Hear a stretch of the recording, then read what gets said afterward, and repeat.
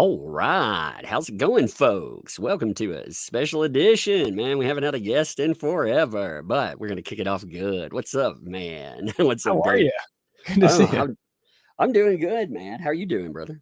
Dude, I'm about to move across the country. So as soon as we're done here, I'm taking the green screen down and I'm tearing the whole studio apart. You're my last conversation. That's the beauty of like not having to have your face out there, man. I could be in the be in the back of a Ford Pinto or something. Well, I have no pants on, if that helps the visual for people. That does. Hey, me neither. I love YouTube. I love it, man. No, you know, I've been watching a few of your videos, catching up on this trial. By the way, great videos. Love the channel. People should check you out, man. But I've been catching up on this trial. Megan Fox pointed me at it, and yeah, I kind of just I want to start at the beginning with it. So if you've got a good starting point to introduce this, that'd be beautiful. Well, I'll start where I started, which was September 19th, 2023. An article comes out in the Sun, gossip magazine. I cover entertainment news, and the article gets sent to me by a million different people. And it basically says a lady claims to be pregnant with a Bachelor, Clayton Eckard's twins. He was one of the, Bachelors from like last year on the TV show. And it was real scandalous because he denied it. And it was kind of, she said she was calling the Scottsdale police in Arizona because she was afraid for the safety of her unborn children. It just read too salacious considering this guy Clayton's just a normal dude from like Missouri. He was already vetted by the show. He's not a bad guy.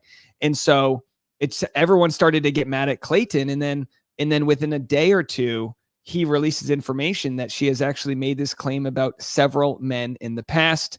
And that's where the story starts to, people start to share previous court documents. Clayton is at least one of three men that have all been accused of knocking up this lady I refer to as Jane Doe.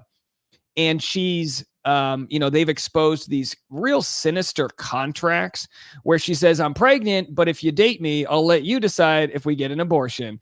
And Clayton didn't play that game. And she ended up taking him to like taking him to family court for a parenting plan. She got an order of protection against him.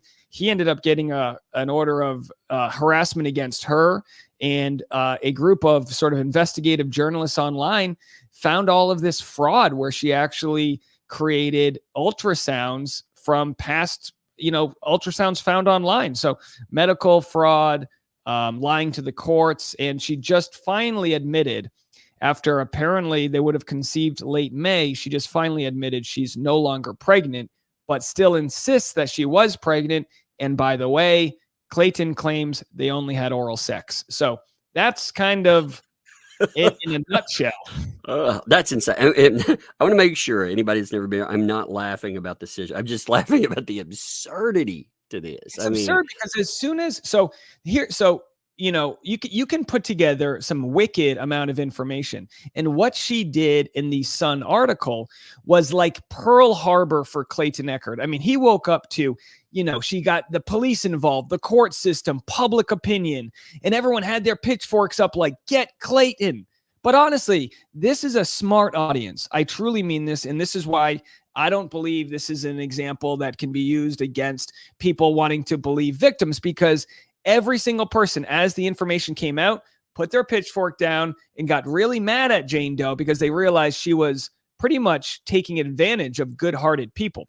So what happened was she put together all of these snippets of quotes that Clayton said about her, but it was all kind of like a cornucopia of insults, and none of it made sense. It wasn't like factual screen grabs. And she sent an email, and in that email, he's being mean to her. And then I got a hold of the unredacted email, and there's the whole line where he goes, hey, Jane, we only had oral sex. I'm not the father. And then that's when everyone went, oh, why would she redact the part where he admits it was only oral sex? And then from there, once started people looking into it, hundreds, if not thousands of people started analyzing things and finding out that, while she was able to fool one person at a time, collectively, she couldn't fool the audience, and they've called her out every step of the way. Well, I think that goes to. So I was watching your video from today where you were talking about a little controversy and talking about the statement, believe all women. And I thought you did a great job explaining the difference between having empathy for people that are obviously there are a lot of victims out there, a lot of survivors, and people that, well, like Jane Doe here. Yeah, I mean, she might be a victim of of any sort of issue from before, and who knows? They always say hurt people. But I do want to say, a lot of times when the internet fights over like defund the police, Black Lives Matter, like stupid things, we always take it to the extreme. So it's not supposed to be believe all women. It's supposed to be believe women. Like you should believe women. Most people don't have any reason to lie. In the times when you look into it, usually there's a mark. Usually it's a celebrity, an athlete. If someone's sliding into your DMs. Well, what we find out today by Clayton Echard is that she found him on his LinkedIn. He was like he got his real estate license like 2 weeks earlier. And she's like, I want to do a deal with you. And you can immediately see the financial manipulation she did. And to basically, like if you're a con artist, you don't, no offense to Clayton here, but like he was a naive little puppy out there. And she found him and she said, that's my mark. The previous guy was also a 6'5" strong white guy. I don't know what it is, but maybe it's like the bigger, the harder they fall. So she says, I want to buy something here. She wanted to make sure he signed a contract with her to be her real estate agent. And then she wanted to buy something. They ended up hooking up, blowjob twice that night. And he, the next day says, hey, I regret that. We shouldn't have done that. And she's like, well, he's like, if you don't want me to be your real estate agent, whatever. She's like, no, it's fine. And she kind of used this financial manipulation over his head. And then eventually he had to like push her off to somebody else. She filed a complaint with the real estate board against him. So she's just always weaponizing whatever power she can find over other people. If Clayton wasn't a real estate agent, this probably would have never happened, but that was like her in, and that was kind of her way to, she and again, this is all like exhibits we've covered. She emailed him saying these contracts I talk about. She says, if you date me, we won't, I'll let you decide what to do. If you want to get rid of the baby, I'll let you decide that if you date me, but you have to date me earnestly. You can't date me, then block me. You got to date me. And he's like, I'm not going to date you. And she's like, well, then I guess I'm having the babies. And then he's like, babies? She's like, yeah, they're twins. And it turns out she now says she was pregnant with twins with Clayton and the previous guy with Greg, which was in 2018. And we find out why twins. Well, at the time, you find out that you can't do a prenatal test for paternity if you have twins because it's free floating DNA and whose DNA is who. Well, like any good man who wants to prove he's not the father, he does all of his research and finds this company, I think in Baltimore, called Ravgen. It's cutting edge technology. It's expensive, but they're able to find the paternity, and do the testing. Well, they do the testing and she says, I'll only do the testing if you date me. He's like, that's not going to happen. So she goes to the press, completely slams him. Finally, they do the test and he's nervous because he's paranoid. He's like, are they going to administer it right? Sure enough, he goes, gives his blood. They go to her. They do the test, and everything. Test results come back, little to no fetal DNA, which means, according to these results, he's not the father and she's not even pregnant. Now, they can't say no DNA. They just say little to no. Second test comes back. Little to no. And I think the third test said little to no. She denied taking the fourth test. One of those tests got stopped in transit. There was a storm, so the blood sample went bad. So 2 out of 3 tests said little to no DNA. And again, as soon as 8 weeks, they're able to do these things. They did it at like 14 weeks, maybe 18 weeks. And then the third test came back little to no DNA. They said, all right, let's take the fourth one. And she wouldn't do it. And that's where it stands. So the court hasn't proved she's pregnant, and she's essentially gotten away with everything so far. But the interesting thing is she wrote an article about me. I've been one of the only people covering it. Reality Steve, shout out to him. He covers Bachelor Nation. He's by far the biggest voice in Bachelor Nation, featured in New York Times. He's like the godfather of Bachelor Nation commentary. So he's been talking about it. I've been talking about it, but she tried to get she tried to get a restraining order against me. The judge denied it because she's never met me, and they denied it on First Amendment rights issues. But she did sue me for harassment. It's cost me. probably spent over 12,000, 15,000, whatever on it. And I got to go to court with her, and I got to prove that I'm not harassing her. I'm just sharing the truth and my opinions and things like that. But, she's been able to weaponize the like sort of small minor league court system because no one knows how to deal with it. She sends you a strongly worded cease and desist, and you get nervous. You don't realize she probably did it through Chat GPT, but she knows how to strike fear in guys' eyes, and it's not a money issue. She's not trying to get money. There's speculation as to why she's doing it, but it's just a bizarre case. Yeah, no, ultimately, we always speculate for reasoning, but in the aftermath, a lot of times you won't find a reason.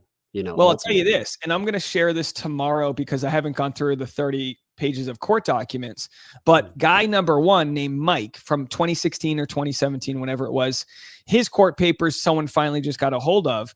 And, they had a very bad experience where she was threatening to kill herself. And then her father, who was a very well-known radio DJ in their market, like a Hall of Fame radio DJ. Her father was pleading with this guy, Mike, just date her, do whatever you want to do. We'll make it better after. We just want her to be okay. And Mike was such a sucker, a nice guy. You can see in the text messages, he was just trying to do whatever to make sure she was okay. Meanwhile, Mike's own stepfather was dying and on his deathbed, and when he could have been spending time with his family, he was playing this sick game. And you go, what's the motive behind this? Well, maybe she was suicidal. Maybe she had all of these issues, but she did do a TEDx talk about Mike. And so you're starting, and she has a self-help podcast. She's a TEDx speaker. She does a podcast, and you start to go, well, is she lab growing victimhood? Is this her way of manufacturing stories to be the victim here? And if you don't believe it, she wrote an article about me, calling me a cyber harasser. She called the FBI, accused me of revenge porn. Again, someone whose name or face I've never shared. She's got me in this lawsuit. She's tried to get me in multiple other lawsuits, which were, denied for jurisdiction reasons. And you just know right away that she will try to have a book, or, she's got a segment in Chicken Soup for the Soul. Maybe some of those stories are real, but maybe they're not. And once she had this article come out on Medium where she called me a cyber harasser and all these other things, once she had that come out, that's when Clayton Echard said, you know what, enough is enough. We need to go on the offensive. And that's when they basically filed whatever motions they filed to prove paternity or non-paternity. They filed paperwork to prove that if she claims to give the fake babies up for adoption, that they claim they're the father, that Clayton claims he's the father. So that way it would have to go through him. He didn't want any sort of way for her to claim these babies were real. So now she says she's no longer pregnant and wants the case to go away. She wants to dismiss it, whereas they're set to do a deposition of her 1 week from today on the 17th. Wow, so it's all happening right now, and it's kind of time sensitive because you can only, if they test her, I'm not a doctor here. I believe post pregnancy they can do a blood test and find out if she was recently pregnant. But if she does kick the can far enough down the road, they might never be able to prove this. And I don't think Clayton or myself or anybody else wants to find out in 3 years that she's got a best-selling book out smearing us, when we want in the court system to show she not only wasn't pregnant with his twins, she was never pregnant. She's a victim. She's a repeat abuser, and she needs to be stopped. Yeah, and ultimately, going back to the believe all, we talked about empathy for victims. This is the creation of victims. I mean, that is the ultimate travesty, utilizing not just a smear campaign, not just the media, not just TED Talks, but the actual court systems. And I mean, so far you're talking about investing. How much money has been invested so far? Do you have any idea in this case? On my end or on Clayton's? On your end and on Clay. I mean, if you want to, So Greg, guy number two, I believe it's been estimated 100 to 150,000. Clayton says 70,000 in missed opportunities because he's a self-help speaker. He tries to talk about good things. And, because coming off of his season of The Bachelor, he was treated really poorly. The audience hated him. He's a real nice guy. He's a standout dude, walk-on college football player, made it pro for the Seahawks for a brief amount of time. The dude is just a hardworking, really nice, loyal guy. So his mental health was wrecked. she went to, gigs that he had and essentially got him canceled, and he lost all these upcoming gigs because whether it was her intention or not, I believe it was her intention, by taking this to the media, who wants to hear a self-help speech from a guy who's accused of knocking a chick up with a blowjob? I mean, Right. it's just like he's supposed to be going to high schools talking about bullying, sharing good positive messages. And she's definitely smart in a lot of ways, and she knows how to, you hate to make comparison to other cases, but it looks like she knew no one would believe him, and she was willing to call that out. I think she messed with the wrong audience, because my audience is 92% women across all political and social spectrums, and they've all come together literally in lockstep, 100%, all believe Clayton and not her. So again, I understand people weaponize movements, but I don't think the Believe Women movement should be affected by this. I always tell people further, like this is just a reminder to follow evidence and to follow, have compassion, take your time, have grace, leave a little buffer space to get to the truth. And let's move away from a 24/7 news cycle. If we initially didn't react with all this hatred towards Clayton, the truth would have come out. But, in today's world, we only get a half a story right away and we just go with it. But to the credit of everyone involved and to the whole entire audience, I don't think any movements have been dented whatsoever. I think it actually showcased that the system works, at least now. Now, the system, you might say, doesn't work in family court, because if Clayton wasn't famous, it wouldn't have worked. But, which, by the way, I mean, if he wasn't famous, it probably would have just ruined his career and no one would have believed him like the previous two guys. But, she flew a little close to the sun, and here we are. So the lesson here is to get very famous. No, I'm just kidding. No, I mean, no, but for sure, I don't know. I have a solution to what would have happened if she kept on doing this, because we would have never heard about it. And it does make you wonder, does that mean other people take advantage of the system? I say this, con artists will always exist. Sure. The PPP loans were meant for good things, and people took advantage of them. It wasn't a gender issue. People just take advantage of things that are meant for the good.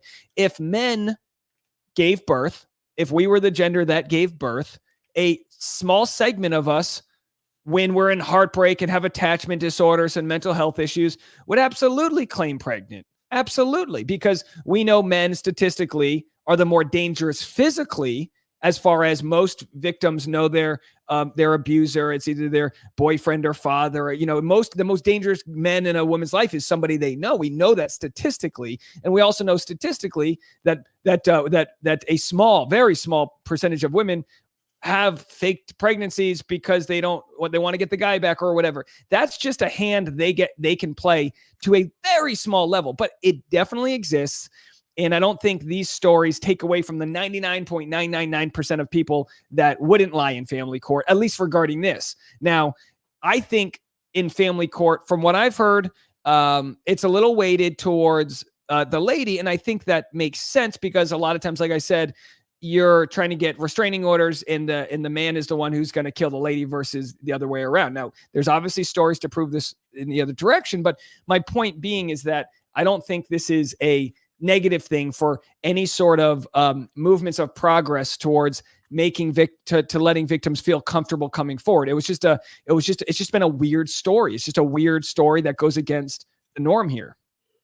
Well, I think when you see something like this too, in going in and correcting loopholes in the law or flagrant issues in it, there's going to be people, like you said, scammers, they scam. You're going to have people that'll figure out how to cheat a system. They will find a loophole in something. And really, as you go forward, it's just like socially, we have to learn to, we have to learn how to have empathy. We have to learn also how to look at evidence and everything. When we're learning socially, well, the justice system lags well behind too.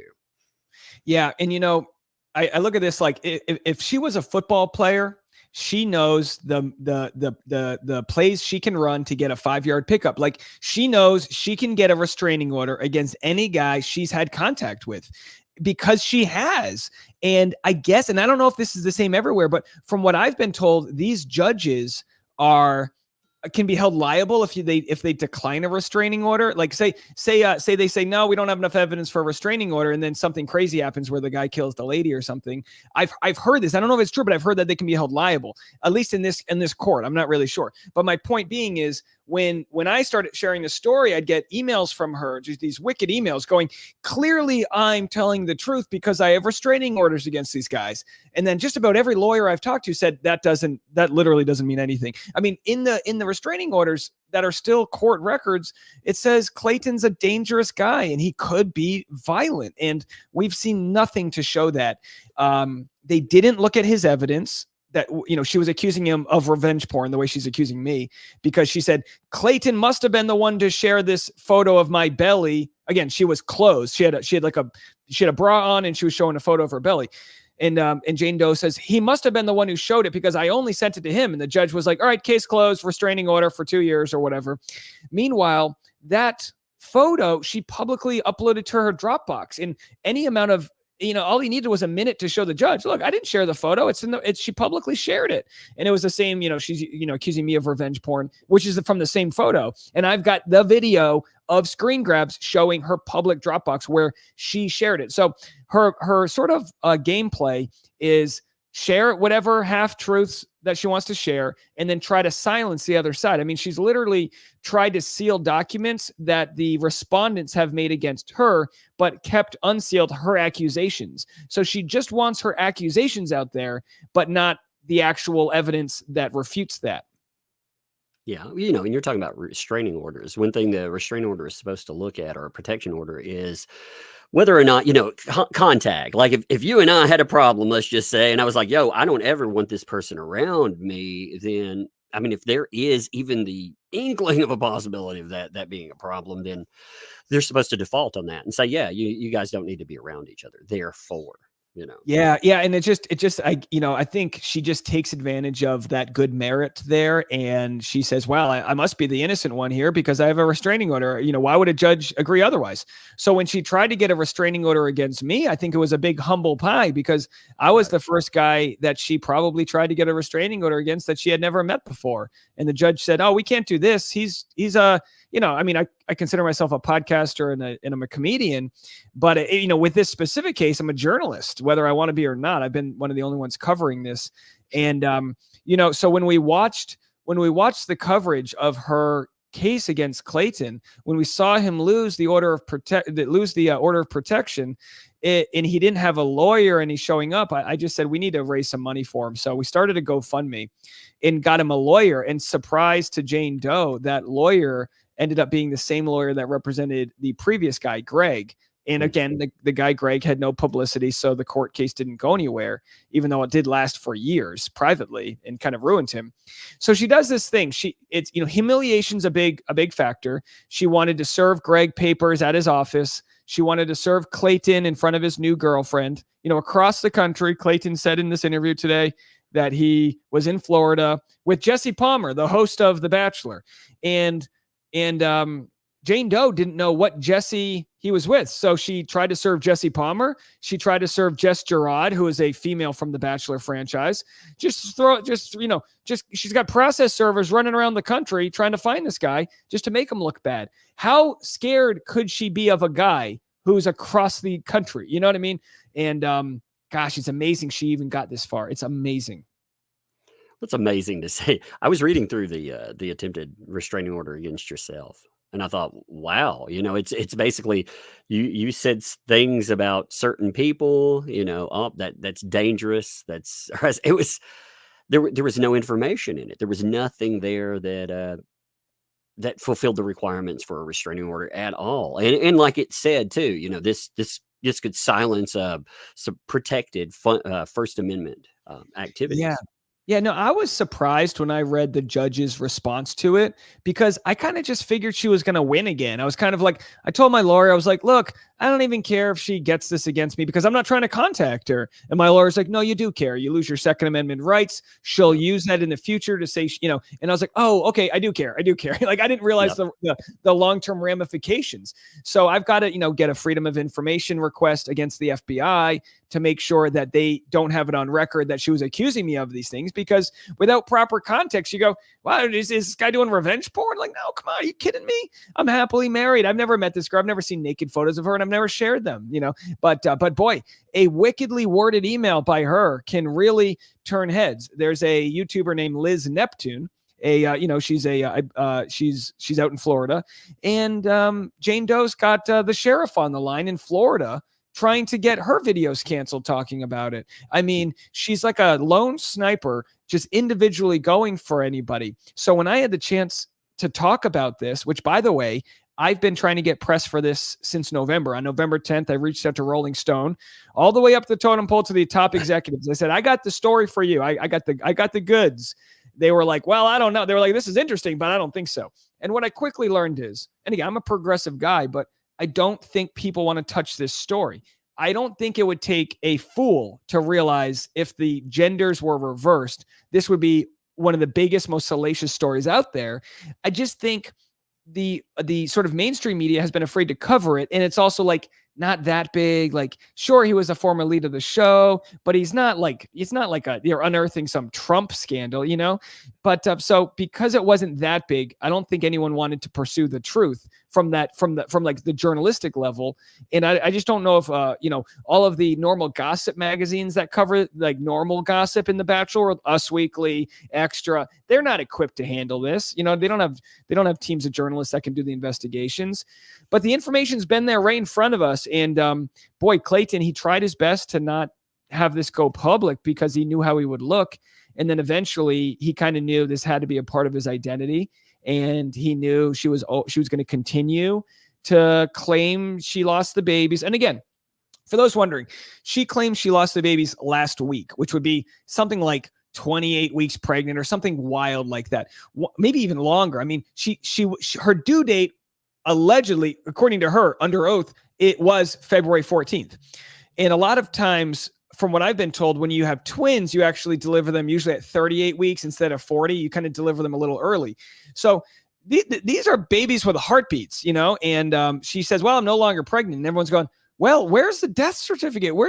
Once you're 20 weeks pregnant, you don't get to just claim miscarriage and move on with your life. At 20 weeks, it becomes a death certificate and you need to report this. And rightfully so, if Clayton is supposed to be the alleged father here, he should have some sort of knowledge as to what actually happened, which of course everyone believes she lied about the whole thing, lied under oath, lied in reports, and just, you know, and is still lying. I mean, her lawyer withdrew, you know, she's had a dozen lawyers. Her last one withdrew last week. And guess what? New motions today, new lawyer. Welcome to the show. And, you know, what's the next move? So now they wait for the judge to dismiss the case. Now, her argument is, I'm no longer pregnant, so we can get rid of this case, move on, nothing to see here. And Clayton's argument is, you said you were pregnant. This stays in family court until we get to the end of the story here. And so, you know, a lot of people think, well, what's her play? She's supposed to be deposed on this coming Thursday. She could admit that she made it all up. She could enter a mental health facility. She could just not show up. She could, you know, she's already sort of laid the framework that she's afraid for her safety because it was revealed publicly that she's going to be deposed at the law firm and everyone knows where the law firm is. No one's coming after her.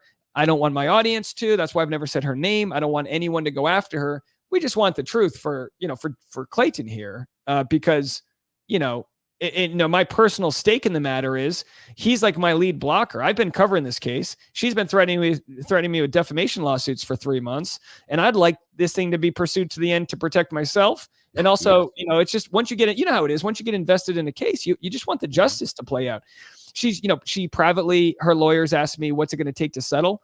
And I'm just like, hey, Toots, this isn't about money. This isn't a money thing. No. Could she pay off my house and we could call it a day? Maybe, but that's like not going to happen, right? It's like, this isn't something that just goes away. That's just not the point. The point is to get to the truth. Well, you know, yeah, you mentioned the Rolling Stone and other things. I think it's much more insidious than places are not capable. I I think that it doesn't work toward many a narrative that they've put out. In fact, the Rolling Stone have put out quite a few things that they've been sued about getting it very wrong because they've pursued Very a wrong. Yeah, and yes. I mean, and again, I'm not prepared to litigate that, but with Duke Lacrosse, I mean, they probably lost a $50 to $100 million defamation case. They got it so wrong, and this is years ago, right? Where like, it's kind of hard to defend a bunch of these white bros playing lacrosse. I mean, they looked pretty bad, but as bad as they were hiring strippers, I mean, there was a lot of, I believe if my mind serves me correct there, an attorney general probably resigned. I mean, there was like a lot of misinformation out there by professionals on that case, and they were definitely a part of not exposing the truth. So obviously they lost, which is very hard to do.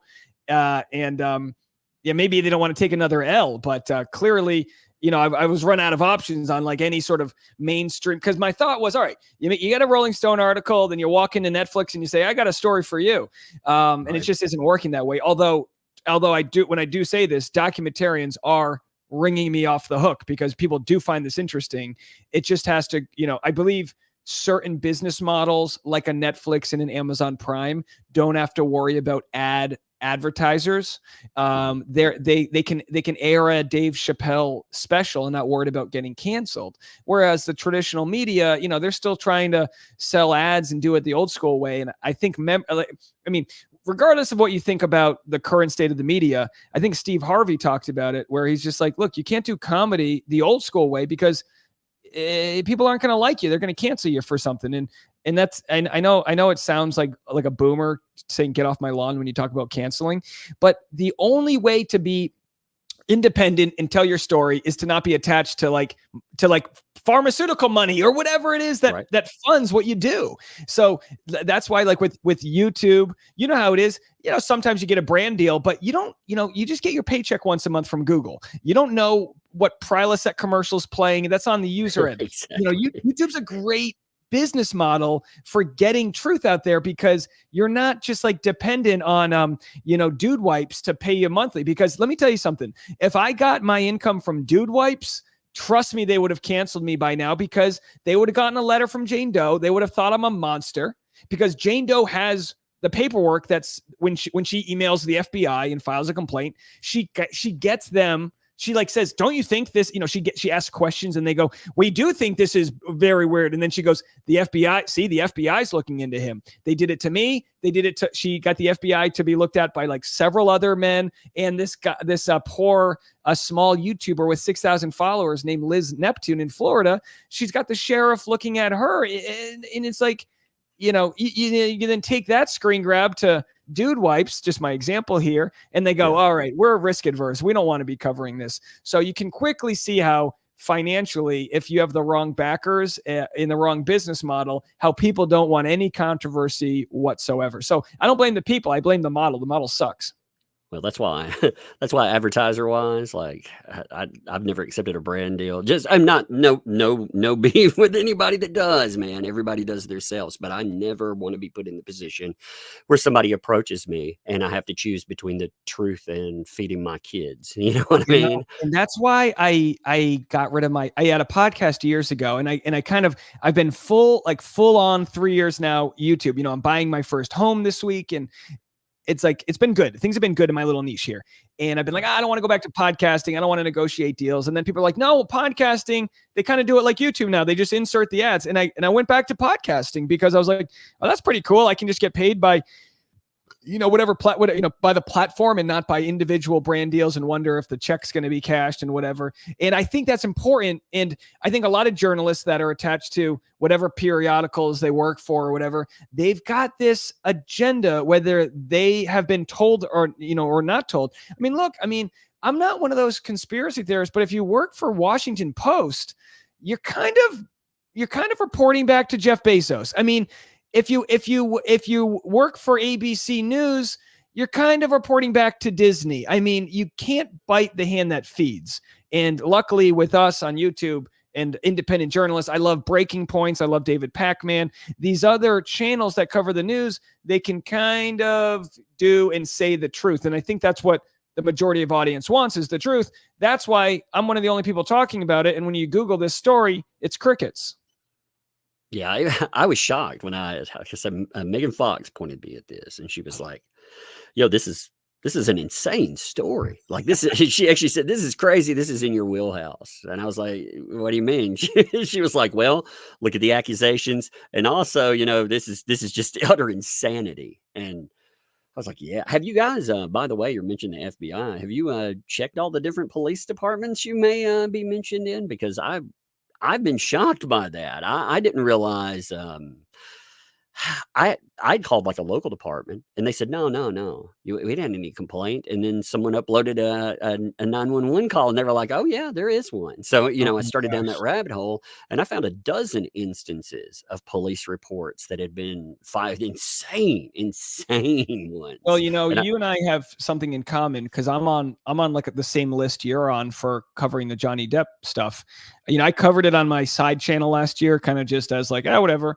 And some of my videos that went viral with it were actually me exposing the manipulation from some of the interviews. Like NBC was guilty of, I covered like the technical side of things. Like in some ways, they would change the hue of the lighting to make it more serious in the evening. And, like they edit it to make her Amber look one way in the morning and a different way at night. They took words out, but not for context. Well, they didn't take words out to make it shorter or longer. They literally changed the narrative from the same interviews. And I just thought that was wrong. And I got put on a list. And I know, I don't, you watch, that I think there's a documentary out there about a guy who died from a swatting. People don't think this is real. I mean, it only takes one real reckless character to come like guns a-blazing and really ruin somebody's life. I don't want, I'm having my first baby in a few months. I don't want CPS called. I don't want to have to explain. I had to explain to my landlord, who lives in the front of my house here, that the cops, that was probably going to have to be served paperwork. And you just immediately sound guilty of something. It's just, it's a complete, it's not fun. It's not fun. it's not fun. It's not fun. And again, I've learned this about myself in the last few months. I've had extreme bitterness. I've actually lashed out a lot of other content creators who haven't covered it. There's a guy, and I'm just going to use him as an example because he's the biggest content creator in our niche. His name's Nick Vielle. He's got a top 25 podcast, like nationally in all podcasts. He didn't cover this case until today. And I was like, hey, bro, if you covered this 2 months ago, I'm not being sued now. He's literally a Bachelor alumni, not covering a fellow Bachelor alumni. And people go, well, maybe he didn't know the story. I know he knew the story months ago. The story hasn't really changed. All the evidence had been out there. He just waited until it was safe for him. In the interview that was aired today, he bleeps out my name when I was mentioned as the guy who had the GoFundMe, had my foot on the gas nonstop. I mean, I'm talking videos that, you know how it is. You know how it is with like the daily grind of videos. So this was my little Roman Empire. And all of a sudden, and again, I'm not bitter that he got the big story. It helps me out that it was elevated, but it's like, this is ridiculous that my own peers wouldn't cover this story. And I felt exposed and, a lot of bitterness. And I've had to learn, hey, they're not my friends or whatever. I just thought we were all part of a team. Clayton played football. You understand that, who's protecting your blind side. And when you're in a fraternity on a sports team, when you have your family, you expect that loyalty. And sadly, my niche, Bachelor Nation, really is a bunch of people that are a lot of self-centered people that, good looking narcissists that want to be on a show about dating. And that's what you get, when you try to ask for help, Well, it's people also don't understand this. Like they see the blow by blow for, a live stream a day or maybe a couple of videos a day, but they don't understand like the minute to minute, hour to hour, the stress and like the insane. You have cops showing up. You have real stakes. Like you're being, like you said, you're being sued. These are real stakes. And if when people don't, when people that you think, man, they should have my back, when they don't, yeah, that does impact you. It impacts Yeah, you greatly. and look, I would go on your channel regardless, but as you probably know, I know Megan Fox knows, I got a lot of shit this week for going on your channel and for Megan Fox. And I'm sure you go like, look, you work in mental health, you try to believe people and you advocate this and that. And now I'm, strongly worded emails, Dave, you're complicit in this, you're complicit in that. And it's like, look, if there's anyone in the audience from the Umbrella Guy that I believe might be a rational person that wants to listen to me, I'm going to go talk to you. Sure. I'm going to go talk to Megan Fox. I'm going to go talk to anyone that's out there because I'm trying to elevate the story. And they say, oh, Dave, you're a white guy. You don't understand. You've got the privilege. And I go, look, I get all of that. But these anonymous people trying to tell me what platform I should go on, they have the privilege of not being sued. They have the privilege of not worrying if their house is going to get swatted, if their wife's going to have a panic attack because we get served papers while we're at dinner.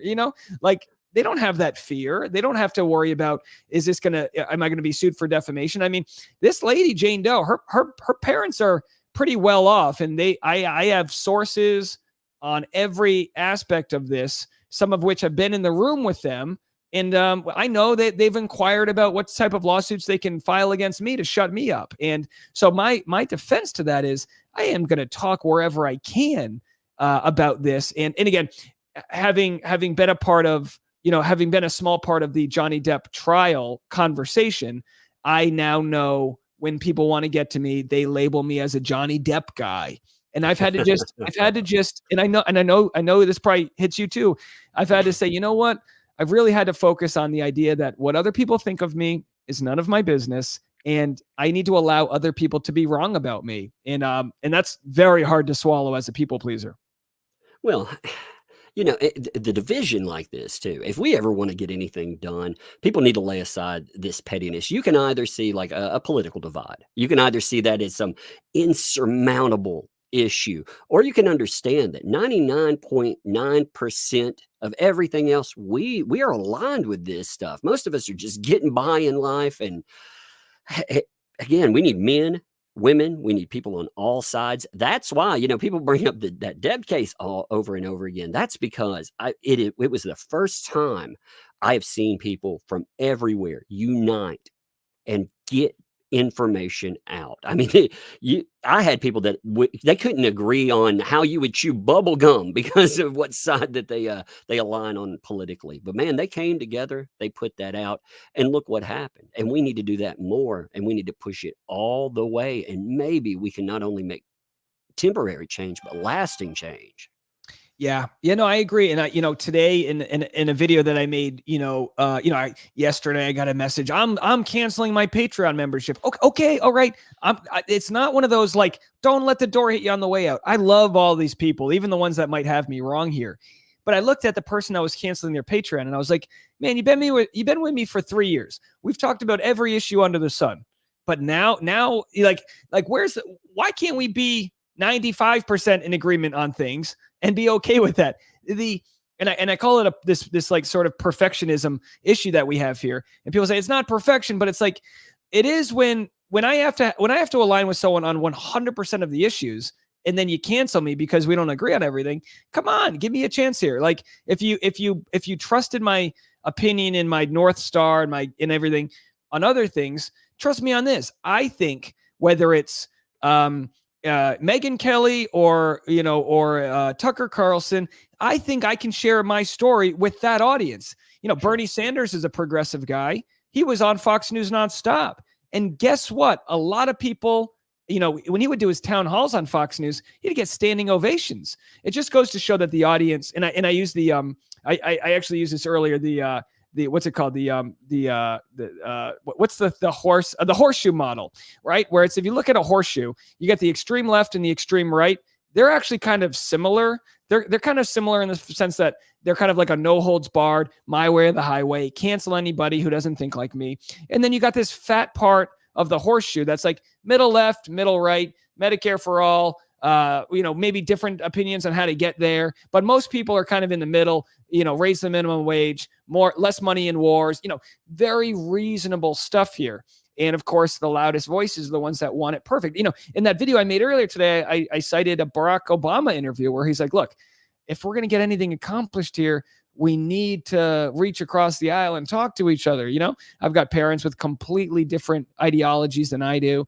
Maybe they're more fear-based. Maybe I'm more optimistic, but we all want good out there. I think most people want victims to be believed. I think most people want to clean up law enforcement and be more empathetic and less fear-based. And I think most people kind of agree on a lot of these things. So that's why, regardless of if I'm going to lose a Patreon member or not, I need the people to respect that I believe what I'm doing, and I'm willing to lose them if it means I'm pursuing what I believe to be the right path. Yeah, it's it's a painful path sometimes, but it's like you said, you can't be a people pleaser. Once you start down once you start looking at truth, I found this too. You can just cover something menial, but when you start looking at truth, that's the kind of stuff that can keep you up at night. You know, you're like, man, I see something in that, and that right there, this is a grave injustice, and it has to be shouted from every freaking rooftop. And if you don't, I mean, again, like I said, I'll lose sleep over stuff like that. You know, thinking about it, thinking about how can I ignore that. Yeah. And that's why I get so mad at some of these content creators in my niche. And I get it. Some of them just aren't equipped to handle these conversations. But like, I'm not willing for my own peace to let this guy Clayton get canceled, you know, because, oh, well, it doesn't affect me. And I was like, no, come on. This guy's just was standing alone out there, unrepresented, going to trial. And in the first trial, this is the funny part, right? So he's already been through the court system. He's already lost his order of protection. And now he's suing Jane Doe for harassment. She's created a dozen different phone numbers. She's messaged him 500 times. She's threatened, self-harm, all, contracts, date me and I'll let you kill the babies, whatever. She's all over the map. And he goes, you know what? A judge is going to believe me. I got a binder full of evidence. I need to bring it to court. Well, he starts presenting the evidence without a lawyer, and then her side starts, objecting to this, objecting to that. And the funny part was, this was the hearing in mid-October. It was actually live streamed in Maricopa County, so the live stream link starts going around. He didn't know it was being live streamed. She didn't know it was being live streamed. So she actually zoomed in from her little, house that she lives in. And she was, I believe, standing up at a standing desk because, you can see her rocking around. You can see her like walking away. She's on camera. Again, she doesn't know the public is watching this, but, public has a right to see this. And she's got a baby bump. And everyone's going, oh my gosh, she's got a baby bump. She's adjusting it. It's moving in a weird way that most, I've never been pregnant, but women go, your belly doesn't move that way. She's adjusting the screen so that sometimes you can see the belly. She's rubbing it the whole time. And she literally asked the judge, Your Honor, whatever, can I show Clayton my belly? And the judge immediately goes, no, and just moves on. And it was like, what are we watching? So I text Clayton. Right after, so this is very interesting, right? So the case is like an hour longer than it was supposed to be. It's family court. It's only supposed to go 30 minutes. And then her lawyer tries to hand a thumb drive with evidence on it. And Clayton's like, I don't have a laptop. I can't look at this. I can't defend this. And the judge says, all right, you know what? Let's meet back in a week and a half and we'll finish this case. And after they adjourned or whatever, I texted Clayton and I said, dude, that was wild. I can't believe it. You were fantastic. And he's like, what are you talking about? Were you there? Are you in the room? I was like, dude, we watched it live. I was like, thousands of us all watched this live. And he was like, oh my gosh. It was like almost like that moment where he realized people were starting to believe him, because finally it wasn't in the dark. It wasn't sealed. It wasn't a he said, she said. The whole audience got to see this fake belly, this whole charade. And then because he was still as good as he did, but because he was still representing himself, GoFundMe. I said, give me the green light. Let me start a GoFundMe. And he made some money on the show, but he just bought a house. He was renovating an Airbnb. So he just didn't have the money. So that's when we raised the money. And by the time they brought it back to court a week and a half later, he had lawyers that were on her ass and cross-examined the hell out of her. Clayton's lawyers, were young mothers that had given birth. They knew all the questions to ask. They got her on record saying all these things. And it completely changed the tide for him. And like I said before, if there wasn't an interest from the audience, who knows what would have happened. When he went in without a lawyer, was he naive about that too? Is that what he thought? Well, hey, truth will prevail. Truth will prevail, baby. And that's the issue that I'm having is like, look, when I go to my trial, if she doesn't drop it, I can't share the whole story. I got to have a 5-minute version. It's tough. Yep. These court systems, I think mine, they told me it's like, everyone shows up at 8 a.m. and you wait for your name to call. Maybe they pull a thing like you're at the cold cut aisle, and then you just got to wait for your case. And by the time she's done kind of like word vomiting all of her accusations, it's like, what can you even do? I mean, it's just wild. And my thought is, for Clayton, finish this case off strong, even if it takes a little bit of extra. Hopefully the judge lets the case go long, because if you don't put this in its place right now, you're going to have her do this 10 more times. There's going to be 10 more copycats. You just have to show that there's accountability. And if you show accountability, less people will do this. I mean, clearly she knows no one's prosecuting her for perjury. She's not afraid to lie under oath. And people that, know, like the DAs over there, they go, oh, no one's going to prosecute this. And it's like, well, these are elected officials. I'm sure if this doesn't go the way we want it to, we could probably take this evidence and say, hey, look, you trying to win elections or not? Because we have an audience of constituents that want their tax money to be going in the right direction, not have domestic violent unit, Scottsdale police spend weeks of their time researching frivolous things because of her phone calls. Sure. Yeah, well, and there will also be the follow-up articles. She'll get to set the narrative. If he does not set this in stone, what happened if it dropped right now? She's like, hey, I want to drop it. And he said, yeah, sure. She'll get to define this, and she will. She definitely will. And it won't even be a victory for her. It'll be she'll claim she lost the babies because she was cyber harassed from me. And it's like, the babies didn't exist. And when she wrote her article, she said, you know what? I'm sick of being cyber harassed. And because of that, I'm not going to talk about the babies anymore. Que convenient. You know what I mean? And that's when Clayton was like, oh, no. We now see her playbook. It's illegal. It's not right. We're going to go for it. My thought is, and maybe again, I'm naive. I don't really know the court system. My thought is that Clayton's lawyers put in a very good argument for why this case shouldn't be dismissed based on some laws that they cited. And my hope is that the judge, makes her show her records. You say you went to all of these doctors. I know this now that that I'm having a baby. I got 15 different ultrasounds. I could paste together a cartoon book of all of the ultrasounds. We've spent a fortune on these ultrasounds. When you're having a baby, you have those. Got vlog videos, the videos. Yeah. And the thing was, here's where, so they found the fake ultrasound, right? You can go to my Instagram, DNeals, and I've got a video of the fake one overlaid, the one that she said was hers versus the real one, which was from like a 2015 YouTube video.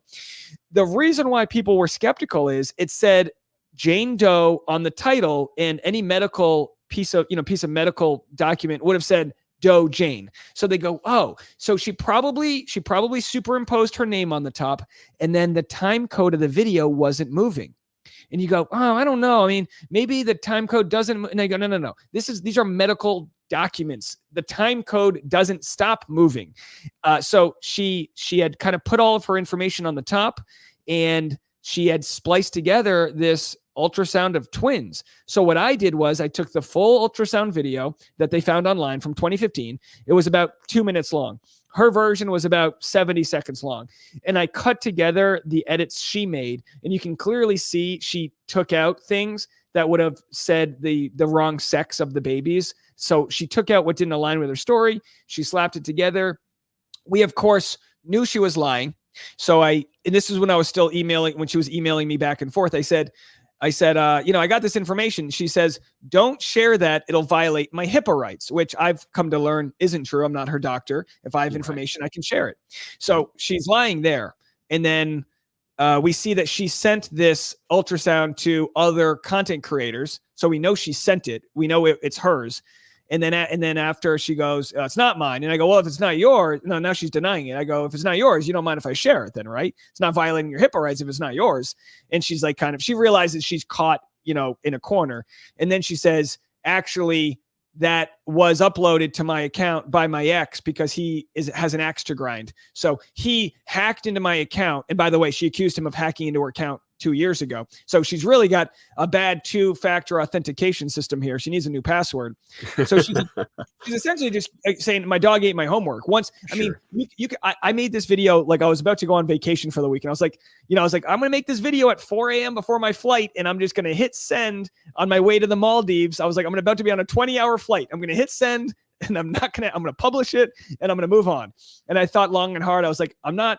I was really careful to make sure like this is real. Yeah, no, sure enough, it's a fingerprint of an ultrasound from 2015 from some random ultrasound company. The original video only had 100 views. It was a very random video. I got to thank the online investigative, audience that found this. They must have flipped through 100 pages on YouTube to find it. Mm-hmm. Bingo. There it is. She's caught. Oh, my ex did it because he wants to get me. So no recourse, no medical fraud. How is she still doing this? She did it last time with an ultrasound photo. They reverse engineered it back to a 2015 blog. So this time she goes, well, rather than a photo, I'll do a video. Well, they got you there too. So what's next? I also saw, I was reading some of the older case, and I saw that letter to the judge, that I saw that posted. Can you tell us a little bit about that? Because that was crazy when I read through that. So she writes a letter. When she's talking to me, when she's trying to get me to believe her with this Clayton case, she goes, this isn't a pattern. That last guy was a bad guy. Clearly Greg, her last ex-boyfriend, his lawyer was named Greg as well. Greg Woodnick was a lawyer. So she said, clearly Greg Woodnick didn't believe him because he dropped him. That was her big case again to me. Clearly he was a bad guy because his lawyer didn't even believe him. His lawyer dropped him. Well, then we find out, and again, I found this out early on, and then before we saw the court documents, but sure enough, the court documents and the court audio, which you can go watch back on my channel. I have a whole playlist called Clayton Echard Paternity Scandal. But essentially, she emails the judge in the previous case and says something along the lines of, Greg Gillespie and Greg Woodnick, I have evidence that they are conspiring to rape. They are conspiring to do all this. And she lays it out there, and the judge reads it and says, you can't do this. And in the email, she goes, I don't know who to go to. I don't want to submit this evidence because I'm afraid he's going to find out. And she concocts this crazy conspiracy paranoid theory and just emails the judge. And the judge goes, you can't do this. And the judge throws it out. But it's my opinion that the lawyer, Greg Woodnick, this is before there's any publicity. My guess is, he's pretty much doing this case for free because at this point, his client probably can't even afford him. My guess is, if I were a lawyer, my wife would be like, get out of there. You're not even making any money on this. This is going to damage your reputation. Get out of there. So my guess is that's why he withdrew, because it was just like chaos. And it's like, no one, you can be lying through your teeth, but nobody wants that on their record because that's just gross. And of course, baseless and all these other things. And my thought is that Greg Woodnick, the lawyer, realizes that even though he got out of the previous case, that this isn't going away. There'll be another guy and another guy. So now they're kind of all in a unified front, and they're making it stop, and they're doing a great job. But it comes at a price. Clayton Echard has a GoFundMe up on his channel, or you can go to my Instagram to find it. And it's to raise money for his legal funds. And for all the audience that have watched it, it's like, look, enjoy this, get your popcorn ready. But at the end of the day, Clayton's a real guy. He needs your help, and he might have to pursue her for defamation. He might have to go to civil court if this does get dropped. And I don't know. My guess is the only way he does that is if the lawyers kind of want him to do that and give him a good discount. Because I don't think he's going to, want to sink 3-4 years of his time into this. But at the same time, I mean, he's a public speaker. He's going to lose a lot of gigs without that hard evidence that he's the victim. And I think that's why I think, I've kind of gone back and forth like, oh, should he be the bigger person and drop it? And then she comes out with an article how she's the victim. And you go, I can't be the bigger person and drop this. She's not admitting wrong. I need the courts to at least side with me somewhere so that I can show that I'm the victim here and I can move on with my life. He's also a victim of abuse, and that's one of the things too. Like you see this with male victims, especially. Man, I gotta move on. I gotta get this off of me. I don't want to talk about this. This is terrible. I mean, period, people, period. But yeah. And Well, there's a lot That of shame, plays there's a into lot of it. shame there, and that's why Yeah. man number one hasn't even spoken about it. I mean, the amount of shame that exists. I mean, look, I've been scammed on a very low level when I was in college, like, you know, a couple $100. I didn't talk about that for 10 years. I was so embarrassed. My intelligence, you know, I was a sucker. I felt so stupid. I can't begin to understand how a victim of any sort of sexual abuse, or I can't imagine how someone might feel. But when I put into place how bad I felt over something so stupid, like a couple $100, I just imagine people take their story to the grave. And I think the whole movement should elevate people and say, we do want people to share their stories. We do believe victims and all of that. We take this energy of anger and get mad at the person that's hiding behind these systems, like Jane Doe is. Like, that's the perpetrator. And you see Clayton and the previous guy, 6'5", big, strong guys. Who are we to believe that the size of their biceps determines how their brain and soul can handle this sort of psychological warfare? Which, hilarious that she is accusing us of the psychological warfare. She's a goddamn monster. And everyone who's watching this is seeing it. Well, she also went after her own. So in that letter, I noticed she went after her own lawyer as well, filing complaints about them. And I mean, I thought that was wild too. Man, it's she sued Uber. I mean, apparently she sued Uber, and then in an email said that she dated the founder of Uber, the billionaire Garrett. And one very here. Okay, so you know, we keep on unearthing these documents. It's really here's what's good for Clayton. I you know, and again, you get this as like daily content creator. I can make 3 videos a day. I can dissect all of the minutia that the core system didn't want to handle. So I've talked about this for, I don't know, 250 hours, maybe more. And, you know, in the court system, they might have only done 10 minutes on this. So this crazy email he gets, and it's in his exhibit. I just covered this week. It's an email from Jane Doe's mom. And the email says, Clayton, we can't get a hold of Jane Doe. We think she's going to hurt herself. You're the only one who can text her. Send her a message, please. Help us out. And he goes, and again, I don't even know if he responds. And then Jane Doe's mom says, here's the email she sent us. So now you know it's a red flag, right? And we're going, is this Jane Doe's mom, or is this Jane Doe pretending to be her mom? And I don't know if you're following, so interrupt me if you're not. The email showed Jane Doe essentially sending like sort of a suicidal email to her mom saying, I'm, you know, I can't believe he thinks I want him. He wouldn't even, I've dated all of these other guys like Garrett, the billionaire, which we find out is, you know, when you search billionaires named Garrett, it's the founder of Uber. She says, I also dated Dean, in parentheses, Lewis. I Google him. He's a very famous musician. I'm not up with pop culture, but he's got 1 million Instagram followers. She goes, I dated the Olympian so-and-so. And she's emailing this to her quote unquote mom, but really for Clayton to see. And in that email, why would she include the last names of these guys? Why would she email her mom? Why would she do all of these super random things? She says, Clayton wouldn't even be in my league. And she sends, and it's like, she sort of wanted to create a scenario where she weaponized her own mental health so Clayton would contact her. But because he wasn't responding to her, she went through the mom. And you go, okay, this is crazy. Why would she do that? Well, guess what? And this is the content I'm going to have tomorrow on my channel. She did the same thing to Mike, the first guy. She claimed she was going to kill herself. And then her father pleads with Mike, please contact her. We'll do anything. She does this sometimes. Just contact her and then we'll get her help. And it's like the enabling, either her parents are part of it and they're enabling her and they're complicit, or she's making them up and she's like pretending to be them. I honestly don't know which one's crazier, but it's psychotic. And we're not seeing this happen one time. It's happened multiple times.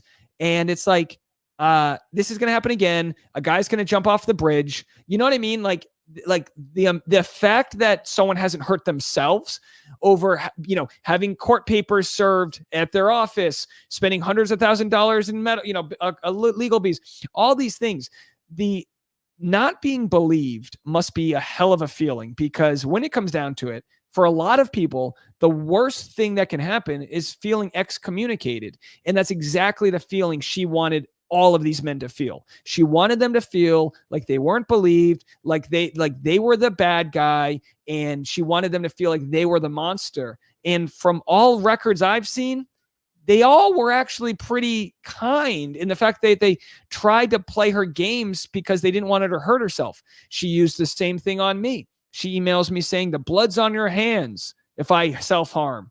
She uses this emotional blackmail, and it sounds shitty to share it, but she shared it in the Medium article she wrote about me.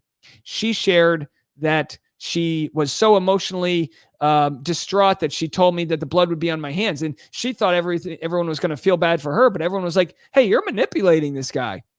So I told her, I said in a video a few days ago, maybe to Megan Fox or to Legal Vices, I said, I mean, I don't care. Keep her Medium article up. She mentions me by name.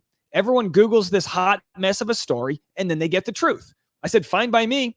So what happens yesterday? She edits the Medium article to not have my last name. So she finally realizes that her little Barbara Streisand effect here is making her look even worse. Yeah, well, that's the way it works, man. You know, a lot of times people don't understand the more that you put out there, the more that you attack, the more, the more involvement and interest that you bring to it. And you know, when they bring you into it as a monster, you can defend yourself too. You can actually say, hey, you know, this is what I'm doing. And I think you've made it very clear. You're looking at this, you're trying to look at this in the most truthful way possible, because again, you want to do something that ultimately, if there were children involved, you would want children to have the best possible future, obviously, you know. You and you'd leave it alone. I don't get involved in I won't say ever, but I try not to get involved in domestic squabble. This stuff goes so far above that bar. People need to understand that too. Yeah, and in some ways you're right. We're lucky there's no kids involved, but like, holy cow! I mean, she's of she's 33. I mean, she could have kids. It seems like, and again, I understand attachment issues. I have, like most people have, I've gone through breakups where, I mean, I've never committed fraud and I've never lied to somebody, but I've cried my pants off. I miss you. Oh, I'll change. I'll be back. You know, we've all been these like desperate like suckers when we like either don't get our way or things aren't going well. And I've had to do my own work and realize, all right, yeah, I got some inner child work to do. I'm codependent. I want, you know, I got all we all have these issues. But like, she has this attachment disorder that goes to the level where she's playing a game and she's playing with these men's livelihood. And it's like we said, I mean, she flew too close to the sun by entering my little world and not realizing she had an audience full of, you know, tens, if not hundreds of thousands of women who really don't want her to get away with this. But like we said before, I mean, she got away with this for years.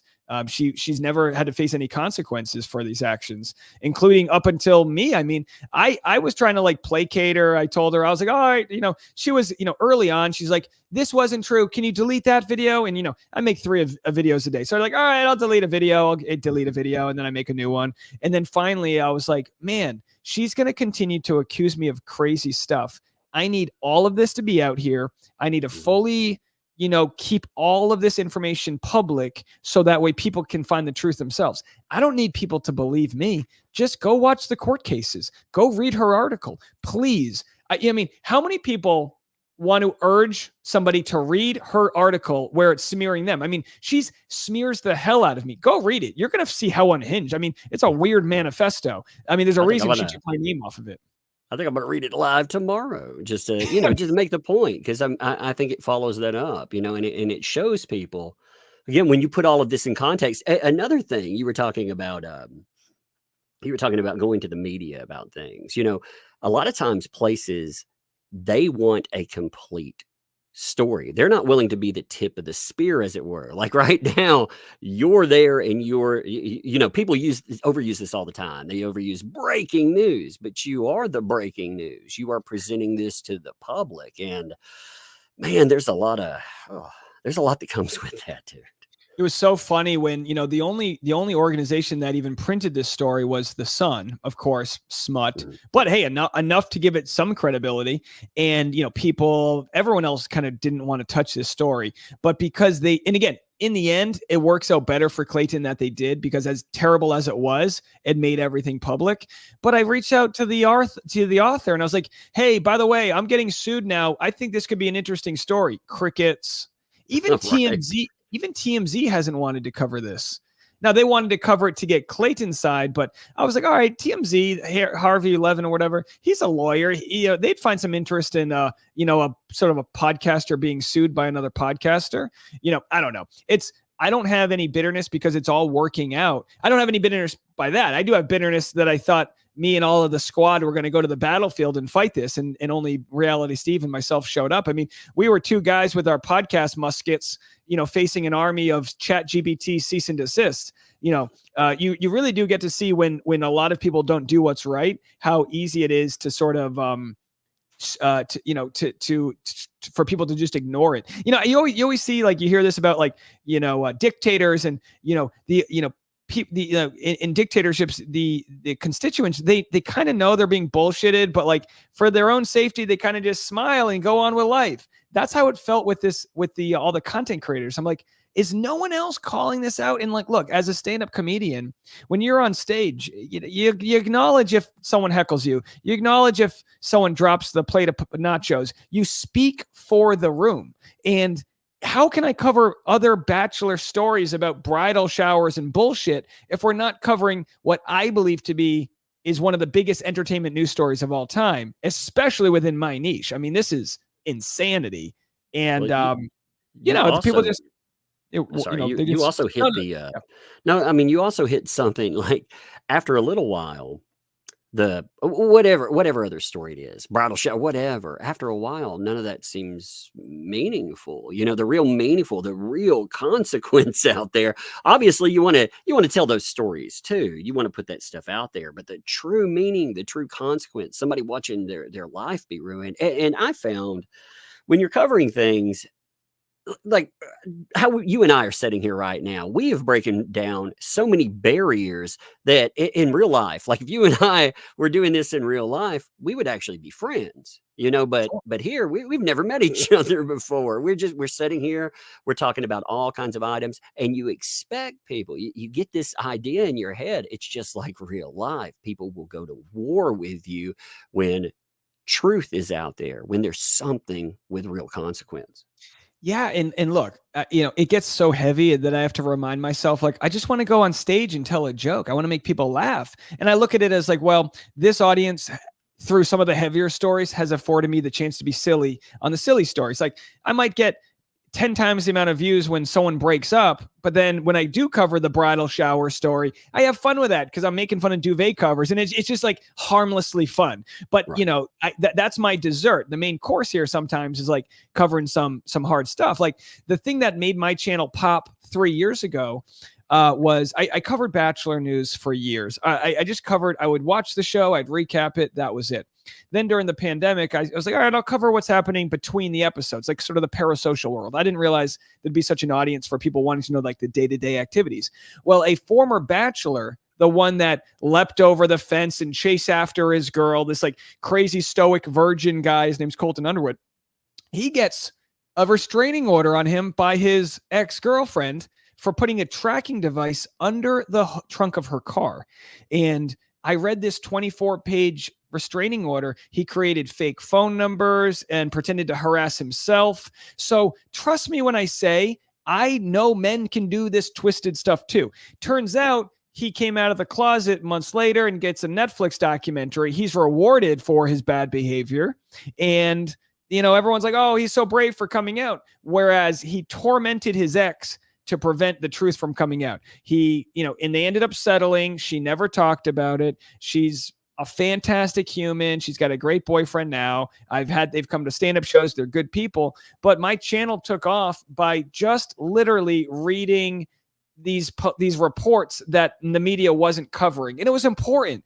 I got hundreds of messages from survivors of stalking and abuse and all these different things that were so thankful I shared my story. With this current case, man, it can be humbling. Like, I have an uncle. I don't really practice religion, but I have an uncle who's a priest.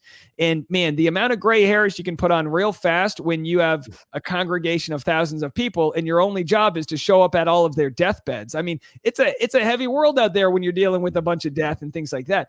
And getting these emails from survivors of abuse and getting these emails from survivors of, we had someone who came to my stand-up show last week, and, she, after my show, she comes up to me on the verge of tears, and she's like, thank you so much for everything you're doing regarding this case and sharing my pregnancy journey with my wife. She tried for a couple years and couldn't have a baby. And then just recently they found out they're pregnant, and happy ending. So they were happy tears. And I'm like, whoa, how heavy that I'm just some bloke online. And yet these types of people are in my DMs. I mean, I get goosebumps. It's not a burden. It's heavy in the most like wild way, because I didn't go to business school and start a YouTube channel thinking that I'd connect so deeply with so many strangers, but their stories are out there. And they don't want Jane Doe getting away with this. They don't want the phone numbers to go to a busy signal, at the domestic violence unit, because they're covering Jane Doe's obsessiveness. They want the path cleared for victims, and I think that's fair. And I think just about everyone's on the same page with that. Well, people, it's such a huge responsibility too. When people, I noticed that getting more and more stories, real life. Tales, people who've lived, and you think, my God. And at the end of the day too, that's because there really aren't resources for people. Man, you pick up a hotline and you call it, like some of the hotlines hang up on people. Some of them, like people, they don't do anything for them. It's an eye-opening experience. And then when people find an advocate out there, a true advocate, you find that people appreciate that. I guess it's very humbling. It's very humbling. I get so moved, and I also feel helpless, and it's not a big, I still have a relatively small channel, but we do things like we do a teachers, Amazon wish list in the fall to raise money for like teachers in our community. For Christmas, we do a single mom Amazon wish list, and we have moms that, don't have all the resources, and dads too. We call it single moms, but dads too. If they got laid off, we put together these wish lists, and then they get dozens of presents sent their way. So I in some ways felt so helpless with the story. And then I get a message a few weeks ago from one of my audience members saying, hey, my sister, she got pregnant at 23. She's having the baby and the dad's nowhere to be seen. Can you just share her baby registry? So I, in a video, I go, if this Jane Doe is making you feel a certain way, do good with it. And man, if I tell you she had 80 items on this baby registry, within a day or two, she had 55 items purchased. Just, stacks of boxes of things. People, I'm not talking just like a little like burping blanket. Someone bought her an effing crib. Like when you're a single mom at 23, like my mom was, my middle name is Coleman. My mom named me after this guy named David Coleman. And I always ask her, like, who is this guy? She was like, he was like a second relative's uncle. And when my mom was single, he gave her $200. The naming rights for me was only $200, but my mom was so blessed with his generosity that she named me after this man I've never met. And it was just this generosity from a guy who saw a single mom with two young children and wanted to help out. That's the world. Those people exist out there. They don't get all the stories, but if there's any good that comes from this, I try to bring the community together and try to like have this sort of outlet of empathy and this outlet of positivity that can come from just a toxic story, So there's a lot of good that's been happening. And you just try to look for that. You try to look for a little bit of the good in this otherwise mess.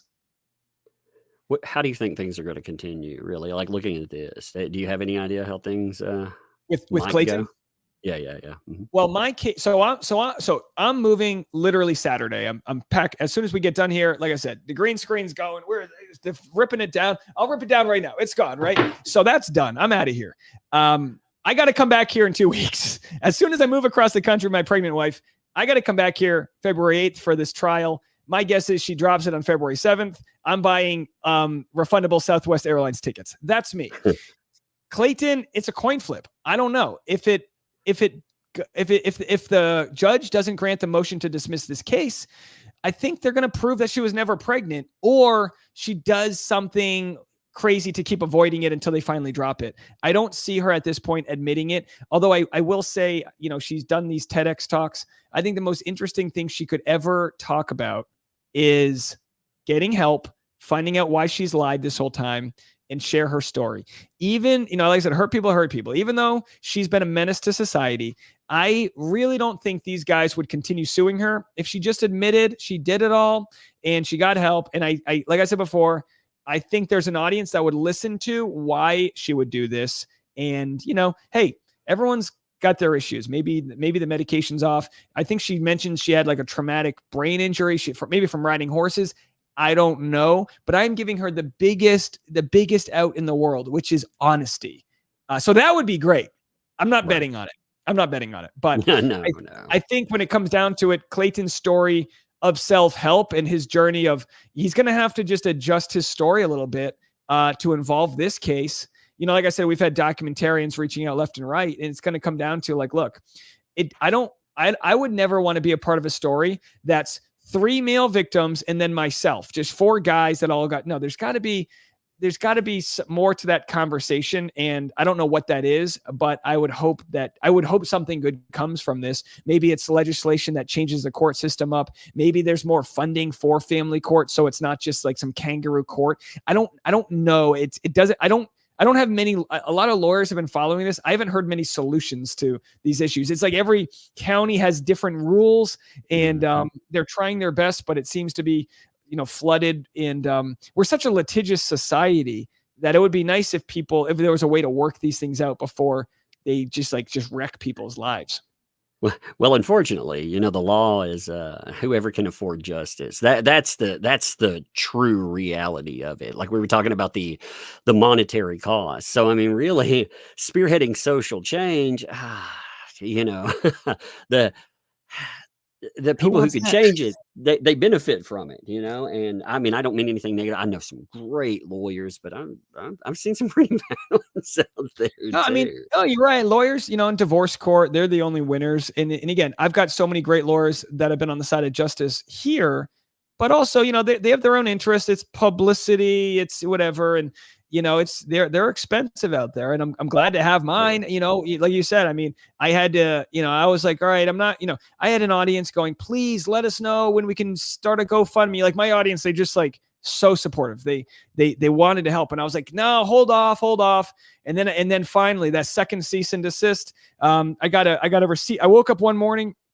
Jane Doe sent me an email with the receipt of the processing server that she paid to deliver me my restraining order. Now, I didn't know at the time that restraining order was being rejected. That's what she doesn't care, right? She just wants to scare you. So at that point, I said, "All right, rally the troops. You can start the GoFundMe." They raised a bunch of money for me, and I got whenever money gets involved, I got a lot of shit from people going like, "Oh, Dave, you make this much money, you don't need help." And it's like, look, I mean, I haven't begged anyone to help me, but for those that have seen me be one of the only people that cover this case, they want to know that I'm not going bankrupt doing the right thing. And again, I think you can be the victim and not play the victim. I think in some ways I'm sort of a victim to her frivolous nature here. But, I sleep okay at night. Luckily, my wife understands the gig, and we've talked about it. And if at any point my wife was like, get out of it, I'd be like, all right, I'm done. I got to protect my family. But what we've understood is the best way to protect my family is to go hard to the truth. And if that means 3 videos a day, elevating the story, that's the safety. That's the safety of being in public. And that's the path we chose. And I think the audience they get their own thing out of it. They get the entertainment value of seeing me, and I say that, I told this to Jane Doe. I've said this in multiple videos. I know she's listening. I know she's watching. I said, look, do you really want to see me pontificate on February 8th at the LA Superior Court steps? They got those nice marble steps. I'm going to have my, video camera out. I'm going to be slamming her with truth. I don't know if she wants that. I think it would be better for her to just privately dismiss this. Of course, I'll make a video about that too. Like there's no out. I'm making videos. If she wins, I'm going to be making double the videos, right. until I'm not allowed to. But do we really? Right.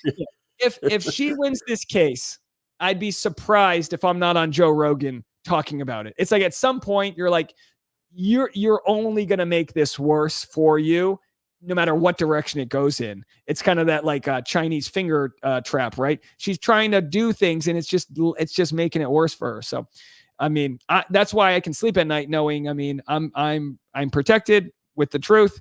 It's all bogus. And I think any judge will see that from a mile away. Yeah, you're protected with that and good lawyers. That's it. You're protected by a good community. Well, you know, I've been in this similar situation where, yeah, people will bring up, how do you really need assistance? Yeah, you do. You first of all, like I said, the stuff that you're doing high points here, you know. But again, day-to-day stress, you're dealing with it on your own, man. I mean, you know, having that army of people behind you, and then having lawyers behind you, dude. Yeah, I mean, my audience, and I'm sure you have the same sort of vigilante justice audience, just like good-natured people. I mean, they are invested. You know, this is their Roman Empire. They're seeing it through. You know, some people get triggered by it. You know, by all means, it hasn't really helped my YouTube channel. I mean, like some people just do want the light gossip. You know, there's a lot of people with whatever fertility issues or whatever issues they've had with miscarriages that get really triggered by this, and I get that. I mean, I get it, but I still got to cover it. And you know, my audience. I mean, the show Bachelor is about people supposed to fall in love. They never do. Some have babies, some get divorced. You know, it's just like the show represents sort of a heightened view of life, which is Jesse Palmer's the host. He had a baby yesterday. How adorable. Let's talk about it. And then, so the baby shower aspect of the channel still exists, but the breakup aspect, the coverage I had of the previous stalker, this abuse, I mean, this is all part of that conversation. And the reason I ever, you know, talked about The Bachelor in the first place is because it's kind of one of the last water cooler weekly shows. I mean, I've covered some Love is Blind and some Netflix, but they don't have the same sort of formula of parasocial relationships like The Bachelor does. And it's a good common denominator to talk about all things relationships, which I've always been interested in. So, you know, it's a weird time, but I'm trying to compartmentalize and not let it get in the way of my own pregnancy journey with my wife. And luckily, like she's been the best. You know, she understands. In the end, we'll be stronger for it. And we're already seeing that. We're already seeing all the support come out. But like I said, it's like in the movie where I got to give Reality Steve credit because he's provided a lot of shield for me by going hard on this as well. But it's like him and I were just out on the battlefield for so long. We thought we lost. And then, you know, Megan comes along, the tankers come around, the helicopters, and, you know, the megaphone, like, put your hands up. Like all of a sudden the cops close in, and that's you guys. And so luckily, you know, I knew this week that the story was going to reach like critical mass where it doesn't just go away. But up until a couple of weeks ago, there was like real crickets out there. I'm putting your GoFundMe in the link, actually. You just give me 1 second. Yeah, I'm linking. No, man. I mean, if stuff comes up for real, you've got my my contacts. You can reach out to me anytime. And you know, you aren't in this anymore. I mean, it just, somebody has to get that story to other people. And yeah, no, and I appreciate that. And again, I totally feel that support from everybody. But let me tell you, like, there were subreddits that have been deleted. She had people's Medium articles about her deleted. She's had websites taken down. Everyone who was donating to my GoFundMe, like, had you know, kind of silly names. She had those deleted. I mean, she's wicked behind the scenes. And you go, man, she's getting away. And then every day you'd wake up and go, she got that article taken down. I've never said her name. So it's not like there's much that traces back to her. She really thought she was going to get away with this. And now it's just like, for my own lawsuit, I'm not saying her name, but like, a lot of people are. It's the easiest thing in the world to Google. I don't push people to it. Don't reach out to her, but it's all that. And it's not important. I mean, she's not like a known person, but she wants to be. You know, she's a public figure. She's just you know, she hasn't done her podcast in a long time, but she's had guests. I mean, dude, she had Dr. Drew on her podcast. Like, what does he think about all of this? You know, I've reached out. I haven't heard back, but you know, boy, wouldn't he find this interesting from his, you know, perspective of, you know, diagnosing it, you know. But in the end, I mean, you know, gosh, the worst case scenario is that she does something permanent and nobody wants that. But at the same time, you can't use that as a as a way to get out of your own mess. And that's what she's tried to do.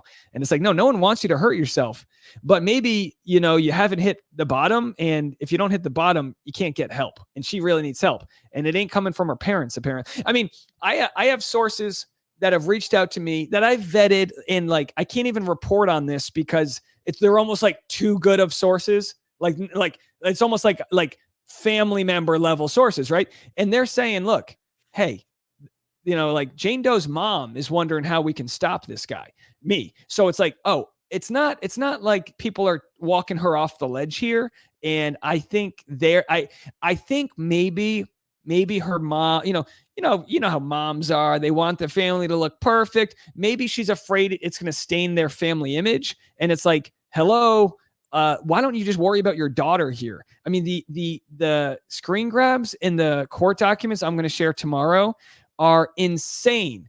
Text messages from Jane Doe's parents, both of them, pleading with these guys to contact their daughter because she's going to hurt herself. Why aren't they, you know, I don't know what the rules are to get your daughter the psychiatric help, but if she's really on the ledge there, you're really trying to text the boyfriend to contact her. It's like either they're complicit or she's making them up. And it's like, either way, it's just so wrong. And it's nobody has come to her side. There's no best friend. Her sister has been quiet. Nobody's come to her defense. Like, and yet she's still pulling all these strings. Yeah. You can't force a person to get mental health help. You can't. You can. Okay. You can do, depending on where this is at. First of all, like family and stuff, they could suggest it, and they should. I mean, if somebody is actually going through, but if someone is threatening to harm themselves, that is a much different thing, and people can get someone help. I'm not talking about the audience here either. Do not contact people. Obviously, you know my stance on that, but I'm going to reiterate that, just like Dave has noted, no contacting. That's not helpful in any way. But people are around these folks. I mean, if they are threatening to harm themselves, then what good are these folks doing? And you know, in her art, so she, along with doing the article, of course, which she had her name on, and she kind of exposed and defamed herself, she also then made a Facebook video where she basically kind of cried but didn't have any tears. I never watched it because, truthfully, it makes my heart sink. It's like, so it's both sad and scary and all these things to think that someone's this emotionally, I don't know, distraught over me, which I know it's not over me. I know it's not my fault, even though she blames me. So she makes this video saying, you know, I'm not suicidal. Like, she publicly is like, I'm fine, I'm brave. And then privately, she's still trying to manipulate people. And like I said, the video tomorrow, I'm going through all the documents right now, is this poor guy, Mike, who doesn't want to talk. You know, he doesn't want to share a story. Maybe he's full of shame. Maybe he met a woman and he's happy. I don't know. But it's him trying to negotiate with her parents to try to keep her from killing herself. And chances are it was all just her trying to get him to contact her. And that moment of his life is ruined, which should have been him, this poor guy, Mike, dealing with his dying stepdad and and being with his family. And instead, out of the kindness of his heart, he was manipulated by them. And he, you know, we were talking about mental health help. I hope he got it, because again, you know, remembering the real victim in this kind of stuff, you know, we're talking about, yes, the person that perpetrated this, there's something wrong there. Again, I'm not remote diagnosing or anything, not to confuse that, but obviously there's something there. But on the other side, Clayton, that guy, I mean, you know, how many other people? I mean, there's another question too. You know, are there other people? I mean, did people know of any other engine? She mentioned this guy named Andrew that we recently found just in old court documents, where she mentioned as a case study about, you know, she's going on some diatribe and she was like Andrew, who I knew the FBI was after. And it's like, who's Andrew? You kidding me? There's an Andrew? Like, there's all these other guys. So I tell people this, like, you know, for some people that were like, oh, why do we need to donate to your GoFundMe? Please don't. Do not. If you don't have any of the cash, by all means, I'm okay. I have no idea what my lawyer's bill is going to end up being because of all the emails and things he's had to deal with. But if there's anything left over, I will full transparent, like, show the audience either refunds to people or go to the mental health of these other three guys. Like, like if there's 2,000 extra bucks, bill it to your therapist and get some help, because I can understand just from covering it how a journalist could be distraught from these types of things. I would have never thought I would have gone through this. And again, I'm fine. I sleep at night. I'm okay. But there are those days where it's like, I got to take the Apple Watch off because I'm sick of the messages, and I got to go for a run and touch grass and like realize this is insane, you know. But like I said, I'm driving across the country on Saturday. I'm probably going to run into Clayton and Greg. I'm probably going to see them as I drive through the country and get dinner with them. And I got to tell you, I've gotten messages from Greg's girlfriend. She's having a baby. They're having a baby in a few weeks. And the amount of love that they've shared with me, the different lawyers that have worked on this have shared from different aspects. Clayton's mom, I've gotten messages from. I haven't done any of this for any of them, but boy, how humbling is it that people are happy that somebody's sharing the story. And that's part of the story that never gets told. All of the side people that are just so happy that the person they've invested their trust and their love into isn't a monster. And now the public is going to know that. Yeah, I mean, you know, and I hope more people come forward. Like if they have information on that too, you know, they put that out there, because there's a lot of pieces to a story. That's one of the things. That's the intriguing thing when you're the person like putting that together, finding all the pieces. I don't know, man. Sometimes I feel like, you know, obviously you have empathy for people. At the same time, it's like putting together this puzzle, and it's this giant, insane puzzle. There's so many pieces that are still missing. You know, there are. I mean, I didn't even get into what I believe is a fake black person she created to try to cancel Clayton. I mean, that's a whole different story. I get an email on October 19th from a guy named Chase J. Jones, who says he's a second-year law student at Howard, which is a historic black university. That email is a press release that's trying to cancel Clayton for dancing to a song with the N-word in it. Chase J. Jones sent that email to probably dozens of PR people. No one picked it up. But then we find that Chase J. Jones joins my Patreon. And we subpoena Patreon for the billing records to prove that it's Jane Doe. And then Chase J. Jones disappears. They never found her. Either Chase J. Jones shared their name, they just vanished. And Patreon couldn't find them. Chase J. Jones has filed motions to quash the subpoena with Google, because we also subpoenaed Google because of Chase J. Jones' Gmail account. And my lawyer on 3 different occasions said, hey, we don't need to go through the court. Just Zoom us, show us your identity, and we'll leave you alone. The emails trace back to Paris. The virtual PO boxes trace back to Seattle, and the domain name traced back to Tempe, Arizona, miles away from where Jane Doe lives. The codec, the back end of so Chase J. Jones sent a video attachment of Clayton dancing to the N-word, and which is not a cancelable offense, but the codec showed a very specific operating software that exported that video from Jane Doe and from Chase J. Jones, and Jane Doe's ultrasound video had the same exact codecs. So all of these connections exist, and yet she's still getting away with it. She thinks I'm insane. She calls me insane for trying to think she's Chase J. Jones. But why the hell is some random guy trying to cancel Clayton Echard, some random, guy dancing on the internet? It's her, in my opinion. And so she's hiding behind the Me Too movement. She's hiding behind black, black race issue. She's weaponizing anything she can to torment this guy. And if we find out that Chase J. Jones is her, that's an open and shut defamation case, because in the Chase J. Jones press release, it says, here's the reason we should cancel Clayton Echard. I mean, it's like, how did she think she was getting away with this? And, that's the type of shit. I can drop those types of stories all day long that don't even make the top 10 list. And it's just bizarre. See, that's the crazy part. Like, people need to check out your coverage of this too. Like I said, I've started rolling through it, and there's so many layers to this, man. I mean, it's not. And each of these stories hides in a different court system. And, she said, oh, they're all privately sealed. And then we just kind of took her word for it, and then find out they're not sealed. They're just kind of hard to find. Like, you go to Maricopa County, they got to hand you a CD-ROM. Like, it's old school, some of these systems, right? And like I said, I'm just getting the documents that are, I guess, 6 to 7 years old now in the Michael case, and I'm just getting it and sharing it tomorrow. So there's at first it was like, all right, I'm just going to cover what's going on with Clayton, but these other cases matter because they're real humans too, whether they were on a dating show or not.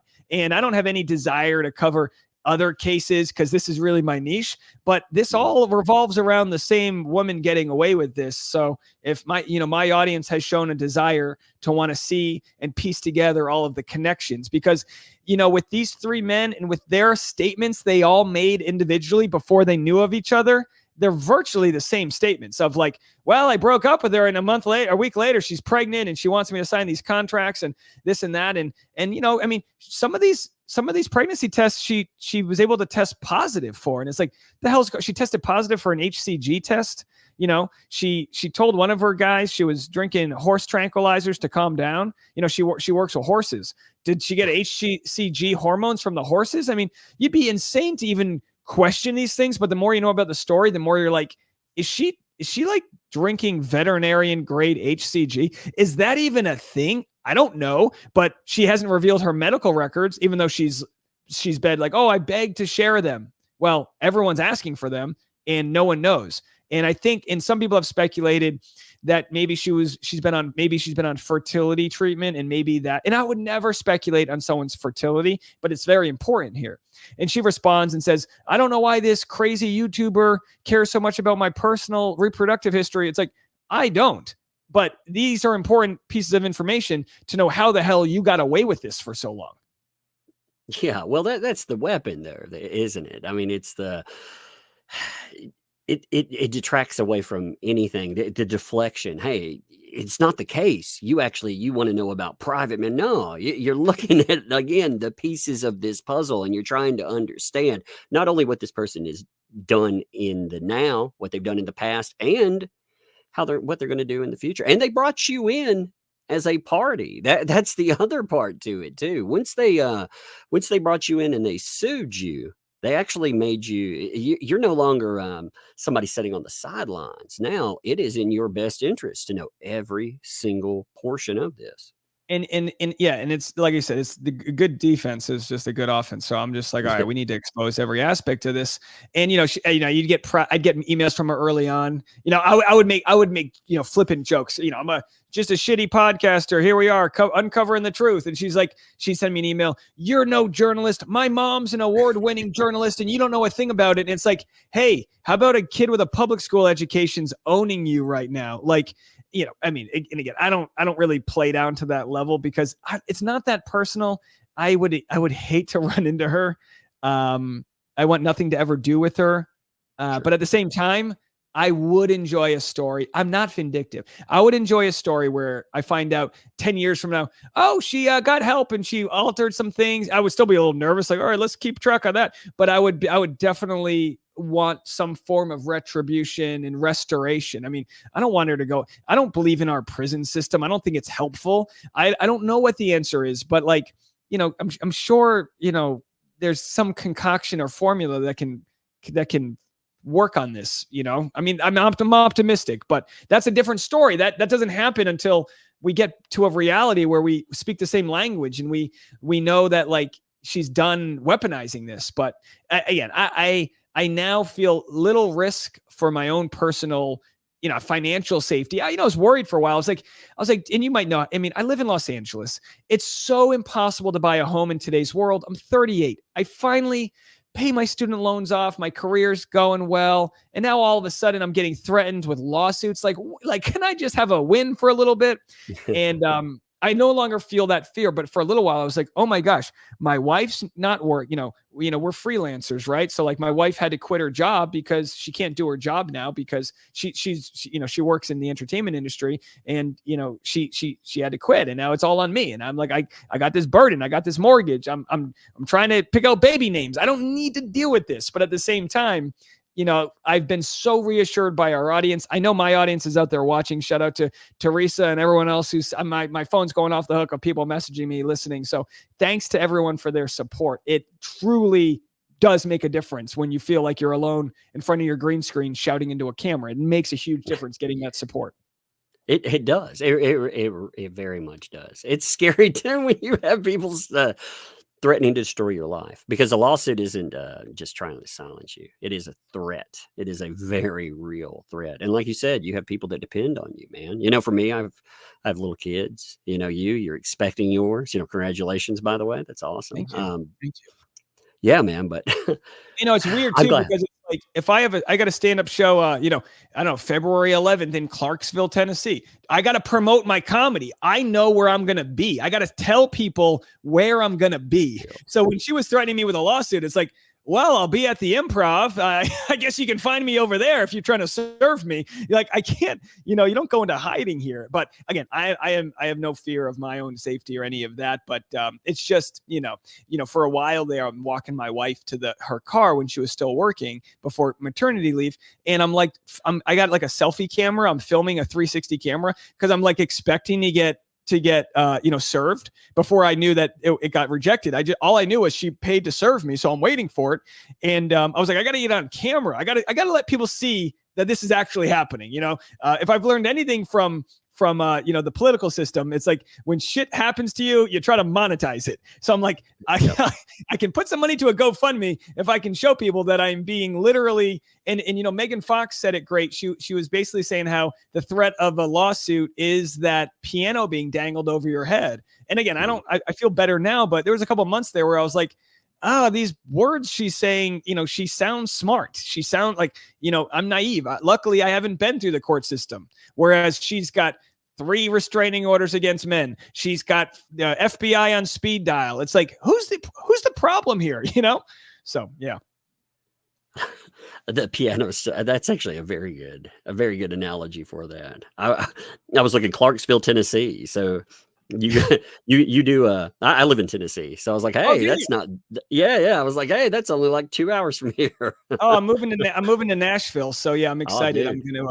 I'm gonna really disrupt my neighborhood when a Tesla and a Prius show up from California. They're gonna be like, oh, these assholes. Just remember, man, you start driving out to Podunk, you know, there are no charging stations for anything if you have a, you know what I mean? I have some friends move in. Yeah, bring my extension cord. Let's do it. yeah, man. I had some friends move in from California, and they were like, "Oh," I was like, you know, if you hear banjos, man, just don't drive there. Don't drive there. It's not safe. I'm so excited to like get to some country. I was there in May to do a podcast. I was like, you know, it was this girl, Caitlin Bristow. She's well known in the Bachelor world, and her podcast called Off the Vine. And it was like big enough that it was worth flying to go do. And I did Zany's in Nashville, a stand-up comedy club on Memorial Day, Monday night. I was like, in LA during a holiday, they almost canceled the shows because no one shows up. Yeah, 250 people there. I start talking to some comedians. They're like, yeah, we drive to Atlanta. We got Chattanooga. You got Ohio. And I was like, oh. And then I took my wife in September to visit some homes, and we were like, oh yeah, we can do this. This could work out for us. So we're happy. We're happy to get a home in the backyard for our 15-year-old dog to finally have some real grass to pee into. You know, we're excited for it. Yeah, it's amazing when you get out into places like Tennessee and you're like, wow, you know, like my house. I'm like, I have a backyard. People are like, really? You got a backyard? I'm like, yeah, I have an acre behind. They're like, an acre? yeah, that's a backyard in Tennessee. You know, I know. I've got a little. I not to brag, but I'm in Los Angeles, right? So I have a little plot of fake AstroTurf, and my poor dog's just like, what am I supposed to do with this? You know, he's trying to eat it. It's like, oh, he's gonna be so happy to have a little backyard to graze in. So you got anything else you want to add to the insanity? This is a lot of stuff there. You got anything else you want to add? I just appreciate you sharing your platform with me. And if anyone wants, the best thing I think people can do is, I've got a podcast that I've been growing. It was featured in Time Magazine. I always tell people, like, 2023, I was featured in Time Magazine and sued. So not too bad. But the podcast is called Bachelor Rush Hour. I'll probably ditch the Bachelor name soon because I cover Bachelor, but also entertainment news. I cover weird law stuff, like, you know, legal things in the news. You know, I don't know. You know, this week we had Kanye. You know, he's getting sued by someone for kicking his ass. You know, whatever's going on in the entertainment news, I kind of just cover it. So that's called Bachelor Rush Hour, and it's probably the best way to help me out because we keep on rising up the charts, and we're still trying to grow that. I do a morning 20-minute episode and an afternoon 20-minute episode. So we're right on top of the news. And then the Patreon, we went from a couple hundred members to 1,000 this month. And that's a good way that people can put some bread in the tip jar, and I give them extra content. And that's my name, patreon.com/Dave Neal. So I'll be in Tennessee for shows. Maybe I'll be in your neighborhood if you want to come to a show, and we'll, hopefully my court case goes away, but we'll see. Yeah, I might pop up. Yeah, yeah, it'll be funny. You'll be like, wait a minute, I know that voice. I've done that before. Yeah, pop up I and somebody be like, from hey, that area, but I didn't know exactly where. I didn't know if it was Kentucky. My wife's from Kentucky. That's why Nashville's as close as we can get to my wife's family without being too close. Because you want to be near the in-laws, but far enough away if you don't want to be near them. So, so that's where we'll be. All right, man. Well, hey, I'm going to hit some super chats. You're welcome to stick if you want to, or you can dip, because I know you have your move too. It's a totally up to you, speaking of the in-laws, they are arriving right now. The wife's picking them up, so I'm going to pack the studio up so they can fit in the guest room before we move out. But dude, thanks again, man. I'll keep you updated on the case, but I really appreciate it. Yeah, and if you need anything, like I said, hit me up, man, for real. Okay. Thanks. And thanks to your audience for all being kind. It's been, everyone's been generous. So I appreciate all the support. All right, brother. See you, man. All right. Take care. All right. We're going to hit some super chats, kids. Let's see. I'm going to hit the member chats and everything else. And like I say, I appreciate all you folks that are here. If you haven't been here before, I thought it was a good conversation. Again, this is the thing too. When we have these conversations, when we look at cases like this, we're not that far apart. I did see some of the controversy that surrounded Dave, some of the blowback that he got because he went on with Megan Fox and he was coming on with me. And, some of it was political. Now, for myself, just to be very clear, I'm very anti-political. I don't like any political side. I also, maybe I'm, I see labels there. Well, life's complicated. I'm from the mental health field, so maybe my politics isn't what you think. But I live in Tennessee, so there are 2A rights and everything else. It's just a complicated life. But ultimately, that stuff doesn't matter. If you see this stuff and you think this is an injustice, the way that we fix this is we overcome that 0.1% of difference. We remember that it doesn't matter that much. We can live and let live and walk away. And maybe we can change something. And at the end of the day, we can get rid of creating victims and we can actually go to servicing victims or survivors, because all of those people matter. All right, that's my soapbox. Let me hit this. Let me hit these super chats here. So, Fallen Hero, what's up, my friend? Thank you for the gifted membership there. Appreciate that. Love watching those fall in. Thanks to all of you there. Thanks to all of you who showed up too. Subisu, welcome. Thank you. I always love that name. I love how it flows. Thank you for the 5 gifted memberships. Thank you for that as well. Renee, thank you for the 5 gifted memberships too. Mashed Potato Goblin, love your name, always have. Thank you for the 5 there. Appreciate that. 5 gifted memberships. Man, there's 16 right off the bat. Thank you, folks. Rhea Raya. What's up, Rhea Raya? Thanks for the 2. Nowadays, if you say you're pregnant, you are. Yeah, well, this does point out a huge flaw in the family court system. And, you understand why that's there, because most people don't expect someone to go in and take advantage of that loophole. That should bother people. It should bother people. If we're talking about something where someone fakes something like that, they go out and fake a pregnancy, they fake losing kids. That's horrible. It's horrible, because the people who have gone through that, it traumatizes. A lot of people will look away from this stuff because they're like, I can't relive that. And I understand why you do that, but that's also why it's important. Susan Dolan, thank you for the 2. Pregnancy hormones still in the body after birth. Yeah, I thought that was interesting. If anybody knows, he was talking about the blood test, how long you can actually test and see. I am curious about that, So, I mean, I don't know. I try to keep it a little quiet, but I don't know. Sometimes you'll hear when somebody brings up, you'll hear you'll hear this a little bit. I was doing it on my phone to keep it quieter, but he brought up a couple of things. I thought, I wonder how that works. Louise, what's up? Thanks for the 2. Ask Dave about Chase J. Jones. Sorry about that. I went through and I marked that when I meant to ask. I'll ask about that and see. And also, I'm going to go through that article that she wrote about him tomorrow, I guess. I'm very curious about it, and I want to read that, especially with more context. I like to have the context first. Some people were asking if I watched the TED Talk. I watched some of the TED Talk, but I wanted more context because, you go through and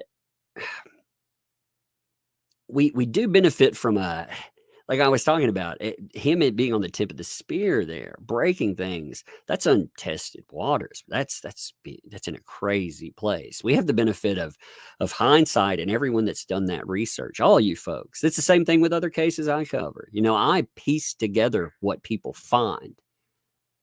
I get credit for that, but it's you folks that are usually doing this stuff. That's why I try to give you shout outs there. So props to all you folks that, again, you've done a lot. And really, again, it's about righting wrongs. It's about true justice.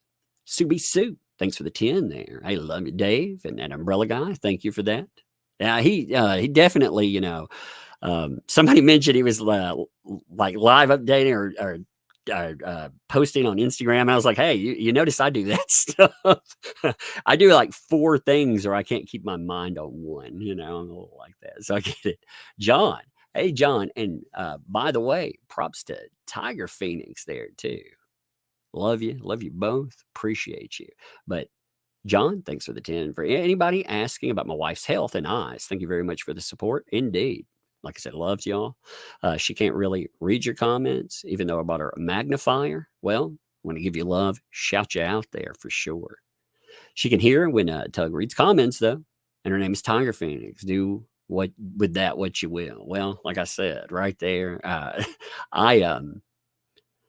mean to give shout outs. Man, if I get into shout outs, I love so many of you folks. I mean, really, when we're talking about him and the stuff he's gone through, I've been through some crazy stuff. And not to bring that. What I'm saying here is support matters. And the support folks bring to you in times like that, the minute to minute, when you're not on the air, this stuff doesn't go away. The stress, when you're wondering what's going to happen 2 weeks from now or a month from now, that doesn't go away. So that support there really means something. And I'm sure, like with Dave, you could hear it. Jenna, thanks for the 2. Thanks for helping Dave get this story out. Indeed. Like I said, props to Megan Fox. Megan Fox, I get hit with a lot of different stories. And some of them, here's the thing, people will sometimes, I will have the most heart-wrenching things. I have had 3 times where I've had someone hit me up with a story where they didn't give me a whole story. And I did not cover, and I was glad because it wasn't right. So if you hit me up with something, I appreciate that. If somebody like Megan Fox, I know them. I know she's done her due diligence. And if you're somebody that's done your due diligence and you hit me up, put everything in there, because again, the rabbit hole is dark and deep. But yeah, I like to look in there. And I appreciate, like I said, him bringing that here and all you folks that followed there. Carol Austin, thank you for the gifted membership as well. Thank you sincerely. Subi Sue, thanks for the 1 second. This moved on me. Thank you for another 10. Thank you. Thanks for sharing Dave's story. Indeed, I'm just glad. I'm glad that he came on to share it. I'm glad again. He got a lot of blowback. He did. Like me, I don't care about blowback. I don't care if anybody likes me. I'm kind of stone in that these days. I know that you get blowback, but like he said, when you, as a people pleaser, and I've been there before. I'm like, oh man, well, I'm glad that he's getting support and that he saw that even with blowback, again, don't blame Dave for me either. I have my own opinions and you are welcome to disagree with me. And when I say, one of the main blowbacks he got back was for the Me Too movement. I don't have a problem with victims, survivors telling the story. The problem has become It's not, hey, I went through this, me too. It's, hey, that person there put me through this. That's when it becomes different. And I'm not willing to burn another human being's life down without knowing. If they're that monster, then they're that monster. But that's not a statement on victims. Again, I wouldn't do what I've done for years. I wouldn't work in mental health, and Dave's the same way. But, you know, I think conversations like this explain a lot more of that. So props to you folks, you know, for showing up and listening to that too. And if you don't like that, that's okay. You don't have to like everybody. Just remember, we work toward a common goal. And the common goal at the end of the day is maybe changing the justice system where all victims, men, women, everyone get justice, and we don't create more. Teresa, thank you for that super sticker. Thank you for the 20 bucks super sticker. That's cool. Thanks for that. Heather, thank you for the 5 there. This is a crazy, twisted story. And, you know, there's more to it. Like, I was looking at some of the other stuff there. We had 2 hours and we talked about stuff. And, you know, he brought in like the potentially fake blowback, you know, from a totally fake person that's making accusations of racism. And, you know, the problem is that when in his story, when he was talking about it, he talked about the media, and he said, thankfully in this, the media did not really pick up that story, but oftentimes they do. If a person is big enough, sometimes they will, because it does feed the cycle. And, you know, the problem is, I'm not saying that I am infallible and I can't get things wrong either. I've gotten things wrong before, but they'll never admit it. That's the difference there. Gal Pal Val. Oh, yeah. Well, I'm sorry, Heather.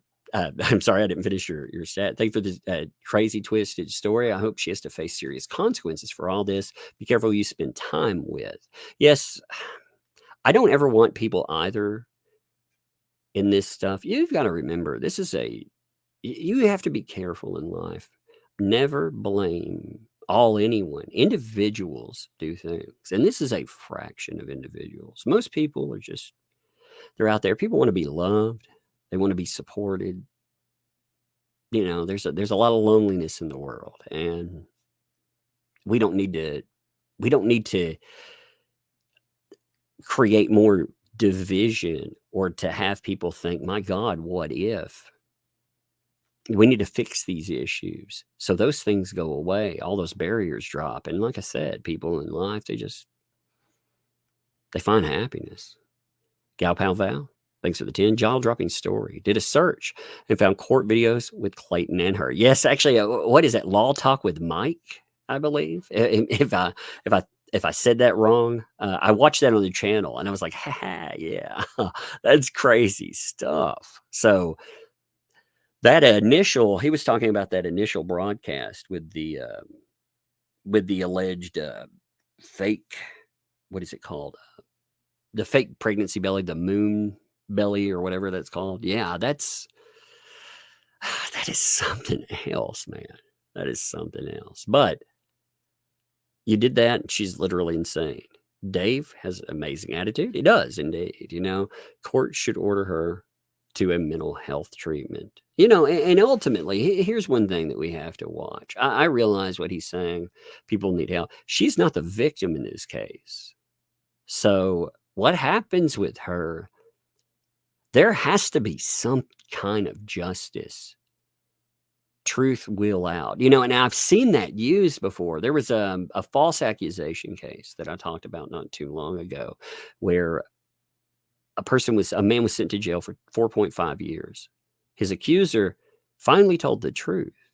And the courts were like, well, we don't really want to, we don't want the next person that's falsely accused. We don't want their accuser to think, man, there's no way to remedy this. So they only sentenced them to 2 months to be served on weekends. Like that's a miscarriage of justice too. So what you need, and there has to be something there. I don't have the answers.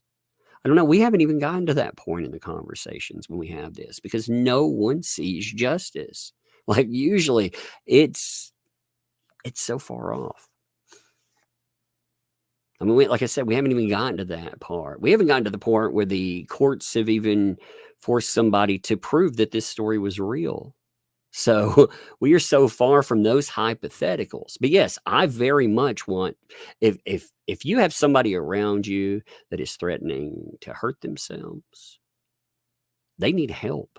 I'm not pointing fingers at families or anything else either. I'm not trying to be ugly about that. Ultimately, a person has to want change to have change anyway. They have to recognize there is a problem, and there are many people out there. They may be court ordered to get that, or they may find themselves in circumstances where they finally go out and quote unquote change their lives, but they don't really do that. They have to want change, and you can't make people want it. But if somebody is threatening self-harm, that's different, because you can always write that off and be like, that's a manipulation tactic. And yes, that can be, but it can be something else too. So maybe, I mean, people around that, if they're seeing that, yeah, such terrible situations though. Teresa, thank you. Welcome. Thank you for the membership. Welcome to Tugs Thugs, by the way. Appreciate you. Deanna, what's up, Deanna? Thanks for the 20. Together, we can be the change. Yes, indeed. Love. Yeah, that's very true. Like, again, one of the breakdowns that you're having, and you see this, is that people, when you start to win, people take their eyes off the prize. Or sometimes you see this too, and I'm not saying this in any case. Sometimes people see one case as a travesty for justice, but they don't see how this has an overarching theme. How this, even if this situation only happened to one person, 5 people, where's the limit? How many people are you willing to sacrifice there before you call it a problem? Me, I don't want to sacrifice anyone there. And yes, we can be the change, but we have to keep our eyes on the prize, as it were. That's a good note. Now for JD, thanks for the 29 months. Love your work, Tug. Thank you. Like I said, you folks are the reason that works too. So thank you all. I'm going to leave this up, by the way, of course. What I'm going to try to do, I'm really trying to work towards this. I want to have at least one guest on per week. I don't really do interviews. I like Dave. Dave, I like that you could see that he wanted to tell this story. He wanted to put this truth out there. And I appreciate that. I like to let people talk when they speak. And in that, I saw a couple of comments about, things like I might disagree with. Well, it doesn't matter there. The overarching concern, he has a powerful story there. And it's happening to him too, in real time. And you know what? He's dealing with it real time. His family's dealing with this too. So I put with this, I will put the link to the GoFundMe's. I will put them in the description when this is done, or I'll put them in the top comment, whichever one will allow it easier. Sometimes the description's weird about that. So I'll put them in. And if you want to help there, again, you are not obligated to help anyone, but if you want to help, they brought up, well, he makes money, and people will say that. Well, there is a cost to telling the truth. There is a cost to being the tip of the spear, as it were. And people shouldn't dangle out there alone. So if you do want to help the guy out, that's part of it. It's just like having a lawyer try to change law, anything, ultimately at every level of this, we cannot fail the people that put everything on the line. That's another thing too, because again, when those cease and desists roll in, when the threats, I've been there. It's not fun. We all joke about it. We all, you get a lot of bravado, but it's scary stuff, man. Because at the end of the day, I mean, who's that going to take from? It doesn't take just from a Dave or a Tug. It takes from the kids and loved ones and everything else. So again, you folks, You matter. Also, Sandy, thank you for $3 there. And that super sticker. I appreciate that. Thank you there. Yeah, huge cost. Rebel Burn said, yeah, and they are huge costs. People don't realize when you step into like he said, just fighting this so far, and he doesn't know what this will cost, but he's saying so far he's talking 12 to 15,000 bucks already. I don't know about you, but most of us are not just sitting on a gold mine. If you are, man, props to you. Become a member. I'll make you a gold mine level member. No, I'm just joking. But seriously, most people, we're just living day to day. We don't expect these things to broadside you. And the protections that a lot of places have, like the media, like a Rolling Stone, for example, a YouTube broadcaster typically doesn't have that. They have First Amendment protections and more, but they don't have the backing of powerful corporations. They don't have like a dozen lawyers on hand. They don't have maybe insurance companies behind them. It's just a dude with a microphone sitting there trying to tell you about something that they feel like it matters. But anyway, I thought this was a good live stream. If you like stuff like this, make sure that you tune in. Make sure when we do this stuff, again, I'll leave up interviews, but make sure you share them. Make sure the story gets out there, and never be afraid to speak truth. Also, again, like one thing that Dave said, a lot of you share the things that have happened to you.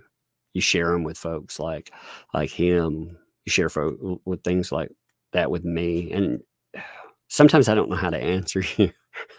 I see it, and I appreciate it. It is jaw-dropping sometimes what people have gone through. Again,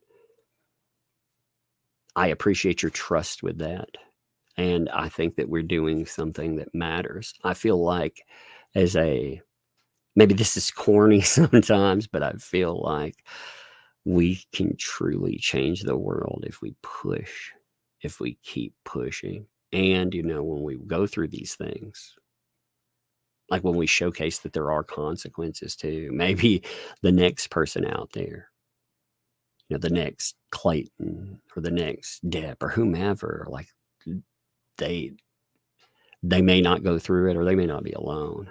They'll know that, they'll know, hey, there is a support system. And like I said, if we're loud enough, you can change laws. And if you change laws, if you put something in there, maybe we can get to the true point of that thing people talk about, #MeToo. Maybe we can finally get to truly having a support system and justice for survivors. But anyway, I appreciate y'all. We'll talk about some more stuff tomorrow.